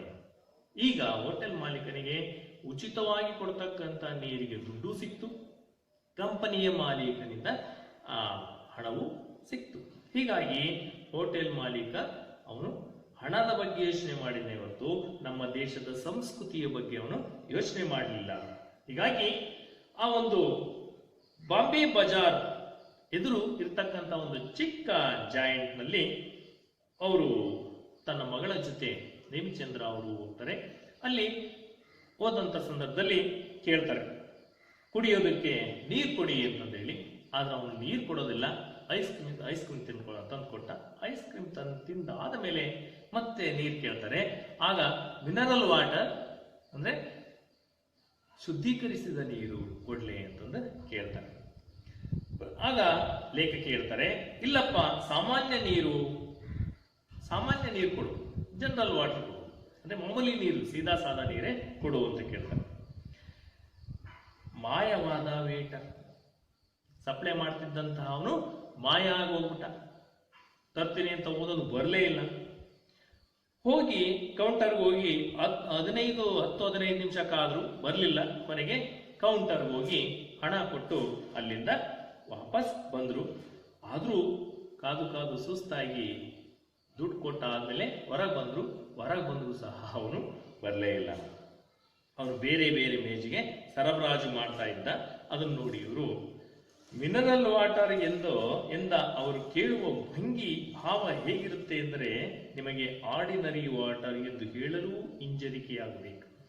ಅವನು ಆ ರೀತಿ ಯಾಕೆ ಕೇಳ್ತಾನೆ ಅಂದ್ರೆ, ಮಿನರಲ್ ವಾಟರ್ ಅಂತ ಕೇಳಿದಾಗ ಇಲ್ಲ ಆರ್ಡಿನರಿ ನೀರು ಅಂತ ನಾವಲ್ಲಿ ಕೇಳೋದಕ್ಕೆ ಸಾಧ್ಯನೇ ಆಗಬಾರದು. ಆ ರೀತಿಯಾಗಿ ನಮ್ಮನ್ನ ಒಂದು ರೀತಿ ಕೀಳರಿಮೆಯ ದೃಷ್ಟಿಯಲ್ಲಿ ಅವನು ಪ್ರಶ್ನೆಯನ್ನು ಮಾಡ್ತಾನೆ. ಹೀಗಾಗಿ ನಾವು ಸೀದಾ ಸಾದಾ ನೀರನ್ನು ಕೇಳೋದಕ್ಕೂ ಹಿಂಜರಿಬೇಕು ಅಂತ ಸನ್ನಿವೇಶವನ್ನು ಅಲ್ಲಿ ಹೋಟೆಲ್ಗಳಲ್ಲಿ ಸೃಷ್ಟಿ ಮಾಡ್ತಾರೆ ಅಂತ. ಆದರೆ ನಿಜಕ್ಕೂ ಆಘಾತವಾದದ್ದು ತೀರಾ ಇತ್ತೀಚೆಗೆ ಮಾಲತಿಯೊಡನೆ ಇಂದಿರಾನಗರದ ಮುಖ್ಯ ರಸ್ತೆಯ ಪುಟ್ಟ ಜಾಯಿಂಟ್ಗೆ ಹೊಸ ಬಗೆಯ ಐಸ್ ಕ್ರೀಮ್ ತಿನ್ನುವ ಬಯಕೆಯಲ್ಲಿ ಹೊಕ್ಕಾಗ ಹೊಸ ಅನುಭವ ಆಯಿತು ಲೇಖಕಿಗೆ. ಏನು, ಮಾಲತಿಯ ಜೊತೆಯಲ್ಲಿ ಇಂದಿರಾನಗರದ ಒಂದು ಪುಟ್ಟ ಮುಖ್ಯ ರಸ್ತೆಯ ಪುಟ್ಟ ಜಾಯಿಂಟ್ಗೆ ಅಂದ್ರೆ ಅಂಗಡಿಗೆ ಹೋದಂತ ಸಂದರ್ಭದಲ್ಲಿ ಐಸ್ ಕ್ರೀಮ್ ತಿನ್ನುವ ಕಾರಣಕ್ಕೆ ಅಲ್ಲಿ ಹೋಗಿದ್ದಾರೆ. ಹೊಕ್ಕಾಗ ಮಿಸಿಸಿಪಿ ಮಡ್ ಪಿ ಎಂದು ಎಲ್ಲೋ ಪತ್ರಿಕೆಯಲ್ಲಿ ಓದಿದ್ದ ಮಾಲತಿ. ಮಿಸಿಸಿಪಿ ಮಡ್ ಪಿ ಅಂತಂದೆಲ್ಲೋ ಪತ್ರಿಕೆಯಲ್ಲಿ ಓದಿದ್ರು. ಅದನ್ನ ಓದಿದ್ದಂತಹ ಮಾಲತಿಯವರು ಏನ್ ಮಾಡಿದ್ರು, ಅದನ್ನೇ ಆರ್ಡರ್ ಮಾಡಿದ್ರು. ದೊಡ್ಡ ಬಿಳಿ ಪಿಂಗಾಣಿ ತಟ್ಟೆಯಲ್ಲಿ ಕೇಕ್ ಮತ್ತು ಐಸ್ ಕ್ರೀಮ್ ಇರಿಸಿ ಮೇಲೆ ಕೋಕೋ ಪುಡಿಯನ್ನ ಉದುರಿಸ್ಕೊಂಡು, ಒಂದು ಪಿಂಗಾಣಿ ದೊಡ್ಡ ಬಿಳಿ ಪಿಂಗಾಣಿ ತಟ್ಟೆಯಲ್ಲಿ ಕೇಕ್ ಮತ್ತು ಐಸ್ ಕ್ರೀಮ್ ಅವೆರಡನ್ನು ಇರಿಸಿ ಅದರ ಮೇಲೆ ಸ್ವಲ್ಪ ಕೋಕೋ ಪುಡಿಯನ್ನ ಉದುರಿಸ್ಕೊಂಡು ತಗೊಂಡು ಬಂದಿದ್ದ. ಅದು ನೋಡಿದ್ರೆ ಆಕರ್ಷಕವಾಗಿ ಕಾಣ್ತಾ ಇತ್ತು. ಅದನ್ನು ತಂದು ಇಟ್ಟ. ಬೆಲೆ ಕೇಳಿದ್ರೆ 100 ರೂಪಾಯಿ ಎಂದಾಗ ಔಹಾರಿದ್ದುಂಟು. ಒಂದು ಐಸ್ ಕ್ರೀಮು, ಒಂದು ಕೇಕು, ಅವೆರಡು ಮೇಲೆ ಒಂದಿಷ್ಟು ಕೋಕೋ ಪುಡಿ ಉದುರಿಸಿದ್ದಾರೆ. ಅದ್ರ ಬೆಲೆ ಕೇಳಿದಾಗ 100 ರೂಪಾಯಿ ಅಂದಾಗ ಅವರಿಗೆ ನಿಜವಾಗಿಯೂ ಶಾಕ್ ಆಗಿತ್ತು, ಔಹಾರಿದ್ರು. ಇಲ್ಲೂ ನೀರು ಕೊಟ್ಟಿರಲಿಲ್ಲ, ನೀರು ಕೊಡಿ ಎಂದೆ. ಅಲ್ಲೂ ಸಹ ಕುಡಿಯೋದಕ್ಕೆ ನೀರು ಕೊಟ್ಟಿರಲಿಲ್ಲ, ನೀರು ಕೊಡಿ ಎಂದೆ. ಮಿನರಲ್ ವಾಟರ್ ಎಂದಳು. ಸರ್ವ್ ಮಾಡುತ್ತಿದ್ದ ಹುಡುಗಿ ಇಲ್ಲ ಸಾಧಾರಣ ನೀರು ಎಂದು ಹೇಳಿದಂತ ಸಂದರ್ಭದಲ್ಲಿ ನೋಡಿದಾಗ, ನಮ್ಮಲ್ಲಿ ಸಾಧಾರಣ ನೀರು ಇಲ್ಲ ಎಂದು ಹೇಳಿಬಿಡುವುದೇ. 100 ರೂಪಾಯಿ ಐಸ್ ಕ್ರೀಮ್ ತಿಂದರೂ ಪುಕ್ಕಟ್ಟೆಯಾಗಿ ಒಂದು ಲೋಟ ನೀರು ಕೊಡದ ಜಾಯಿಂಟ್ಗಳಿವು. ಅಂದ್ರೆ 100 ರೂಪಾಯಿ ಐಸ್ ಕ್ರೀಮ್ ತಿಂದ್ರು ಪುಗುಸಟ್ಟೆಯಾಗಿ ಒಂದು ಲೋಟ ನೀರು ಸಹ ಕೊಡದೇ ಇರತಕ್ಕಂತಹ ಹೋಟೆಲ್ಗಳಿದಾವೆ ನಮ್ಮ ದೇಶದಲ್ಲಿ ಕೂಡ ಅಂತಕ್ಕಂಥ ಒಂದು ಅವರ ಅನುಭವವನ್ನ, ವಿದೇಶದ ಅನುಭವವನ್ನ ಇಲ್ಲೂ ಕಾಣ್ತಾ ಇದೀವಿ ಅಂತಕ್ಕಂಥ ಮಾತನ್ನ ಹೇಳ್ತಾ ಇದ್ದಾರೆ. ಹೀಗೆ 10-20 ಪಡೆದು ಮಿನರಲ್ ವಾಟರ್ ಮಾರುವ ಹುನ್ನಾರ ನನಗೆ ರೇಗಿ ಹೋಯಿತು. 10-20 ರೂಪಾಯಿ ಪಡೆದು ಈ ಪ್ರಕೃತಿ ದತ್ತವಾಗಿ ಸಿಗ್ತಕ್ಕಂಥ ನೀರನ್ನ ದುಡ್ಡು ಕೊಟ್ಟು ಮಾರತಕ್ಕಂಥ ಈ ಒಂದು ಹುನ್ನಾರ ಅವರಿಗೆ ತುಂಬಾ ಬೇಸರ ಆಯಿತು. ಅಲ್ಲೂ ಸಹ ಅವರಿಗೆ ಏನಾಯ್ತು, ಅಲ್ಲಿಂದ ರೇಗಿ ಹೋಯ್ತು, ಅಂದ್ರೆ ಸಿಟ್ಟು ಬಂತು. ಅಲ್ಲಿಂದ ಮುಂದೆ ಹೋಗಿ ಪಾನಿಪುರಿ ತಿನ್ನೋಣ ಅಂತಂದೇಳಿ ಅಂಗಡಿಗೆ ಹೋಗ್ತಾರೆ. ಅಲ್ಲೂ ಸಹ ನೀರು ಕೊಡಲಿಲ್ಲ. ಅಲ್ಲೂ ಸಹ ಪಾನಿಪುರಿ ತಿನ್ನೋಣ ಎಂದು ಸಾಗರ್ ಹೋಟೆಲ್ ಹೋದಾಗ ಅಲ್ಲಿಯೂ ಕೂಡ 4 ಲೋಟ ನೀರು ಕೊಡ್ಲಿಲ್ಲ. ಕೊನೆಗೆ ಕುಳಿತೊಡನೆ ವೇಟರ್ ಬಂದು 4 ಲೋಟ ನೀರು ತಂದಿಟ್ಟು ಬರೀ ಬಾಯೆಲ್ಲ ಮನಸ್ಸು ತಪ್ಪಾಯ್ತು. ಅದೇನ್ ಮಾಡಿದ್ರು, ಅಲ್ಲಿ ಪಾನಿಪುರಿ ತಿನ್ನೋದಕ್ಕೆ ಹೋದ್ರು. ಎದುರಿಗೊಂದು ಸಾಗರ್ ಹೋಟೆಲ್ ಇತ್ತು. ಆ ಪಾನಿಪುರಿ ತಿನ್ನಕ್ಕೆ ಹೋದ್ರು, ಅಲ್ಲೂ ಕೊಡ್ಲಿಲ್ಲ. ಕೊನೆಗೆ ಸಾಗರ್ ಹೋಟೆಲ್ ಇತ್ತು, ಅಲ್ಲಿ ಹೋಗಿ ನೋಡಿದಾಗ ಕುತ್ಕೊಂಡ ತಕ್ಷಣ ವೇಟರ್ ತಂದು ಒಂದು 3-4 ಲೋಟ ನೀರಿಟ್ಟ. ಆಗ ನೀರು ಕುಡಿದ್ಮೇಲೆ ಇವರಿಗೆ ಸಮಾಧಾನ ಆಯಿತು. ಅಂದ್ರೆ ಚಿಕ್ಕ ಚಿಕ್ಕ ಹೋಟೆಲ್ಗಳಲ್ಲಿಯೂ ಕೂಡ ಈಗ ಇಂತಹ ಸಂಪ್ರದಾಯ ಸಂಸ್ಕೃತಿ ಹುಟ್ಕೊಂಡಿರ್ತಕ್ಕಂಥದ್ದು ಲೇಖಕರ ಮನಸ್ಸಿಗೆ ತುಂಬಾ ನೋವುಂಟು ಮಾಡ್ತು. ಮಕ್ಕಳೇ, ಈಗ ಹೇಳಿ, ಕಾಯ್ದುಕೊಳ್ಳಬಲ್ಲವೇ ಮಾನವೀಯ ಮೌಲ್ಯಗಳನ್ನು? ಕೊಳ್ಳುಬಾಕತನದ ಕಪಿಮುಷ್ಟಿಯಿಂದ ಬಿಡಿಸಿಕೊಳ್ಳಬಲ್ಲವೇ? ಬಾಯಾರಿದವರಿಗೆ ನೀರು ಕೊಡಬಲ್ಲವೇ? ಹಸಿದವರಿಗೆ ಅನ್ನ ಕೊಡಬಲ್ಲವೇ? ಇನ್ನೊಬ್ಬರ ನೀರು ಅನ್ನವನ್ನು ಕಸಿದುಕೊಳ್ಳದೆ ಬದುಕಬಲ್ಲವೇ? ನಮ್ಮ ಈ ಸಂಸ್ಕೃತಿಯನ್ನ ಕಾಯ್ದುಕೊಳ್ಳುವ ಅಸ್ತ್ರ ನಮ್ಮ ಕೈಯಲ್ಲೇ ಇದೆ. ನೀವು ಇದನ್ನು ನಾವು ಮನಗಂಡು ಮಾನವೀಯ ಮೌಲ್ಯಗಳನ್ನು ನಮ್ಮಲ್ಲಿ ಬೆಳೆಸ್ಕೊಂಡು ಬಾಯಾರಿ ಬಂದಂಥವರಿಗೆ ನೀರು, ಹಸಿದು ಬಂದಂಥವರಿಗೆ ಅನ್ನವನ್ನ ಕೊಡ್ತಕ್ಕಂಥ ಸಂಸ್ಕೃತಿ ನಮ್ಮದಾಗಿದೆ. ಇದನ್ನು ನಾವು ಉಳಿಸಿ ಬೆಳೆಸ್ಕೊಂಡು ಹೋಗೋಣ ಅಂತಂದು ಹೇಳ್ತಾ, ಲೇಖಕಿ ಮತ್ತೆಂದೂ ಕೂಡ ನೀರು ಕೊಡದ ಆ ಜಾಯಿಂಟ್ಗೆ ಹೋಗಲೇ ಇಲ್ಲ. ನನ್ನಿಂದಂತೂ ಇಂತಹ ಜಾಯಿಂಟ್ಗಳು ಉದ್ಧಾರವಾಗುವುದು ಬೇಡ ಎಂದುಕೊಂಡು ಅವರು ಯಾವತ್ತೂ ಕೂಡ ಅಂತಹ ಅಂಗಡಿಗಳಿಗೆ ಹೋಗಲೇ ಇಲ್ಲ. ಹೀಗೆ ಇಂತಹ ಒಂದು ನೀರು ಕೊಡದ ನಾಡಿನ ಸಂಸ್ಕೃತಿ ನಮ್ಮ ದೇಶದಲ್ಲಿ ಹುಟ್ಕೊಂಡು ಇಂದಿಗೂ ಸಹ ನಮ್ಮ ದೇಶದ ಸಂಸ್ಕೃತಿಯ ಮೇಲೆ ದುಷ್ಪರಿಣಾಮವನ್ನು ಬೀಳ್ತಾ, ನಮ್ಮ ಸಂಸ್ಕೃತಿ ಸಂಪ್ರದಾಯ ಇವುಗಳನ್ನು ನಾವು ಹಾಳಾಗದ ರೀತಿಯಲ್ಲಿ ಉಳಿಸ್ಕೊಂಡು ಬೆಳೆಸ್ಕೊಂಡು ಹೋಗೋಣ ಅಂತಂದು ಹೇಳ್ತಾ, ಈ ಒಂದು ನೀರು ಕೊಡದ ನಾಡಿನಲ್ಲಿ ಲೇಖಕಿಯಾದಂಥ ಅನುಭವವನ್ನ ನಾವು ಚರ್ಚೆ ಮಾಡುವುದರ ಮೂಲಕ ತಿಳ್ಕೊಂಡ್ವಿ.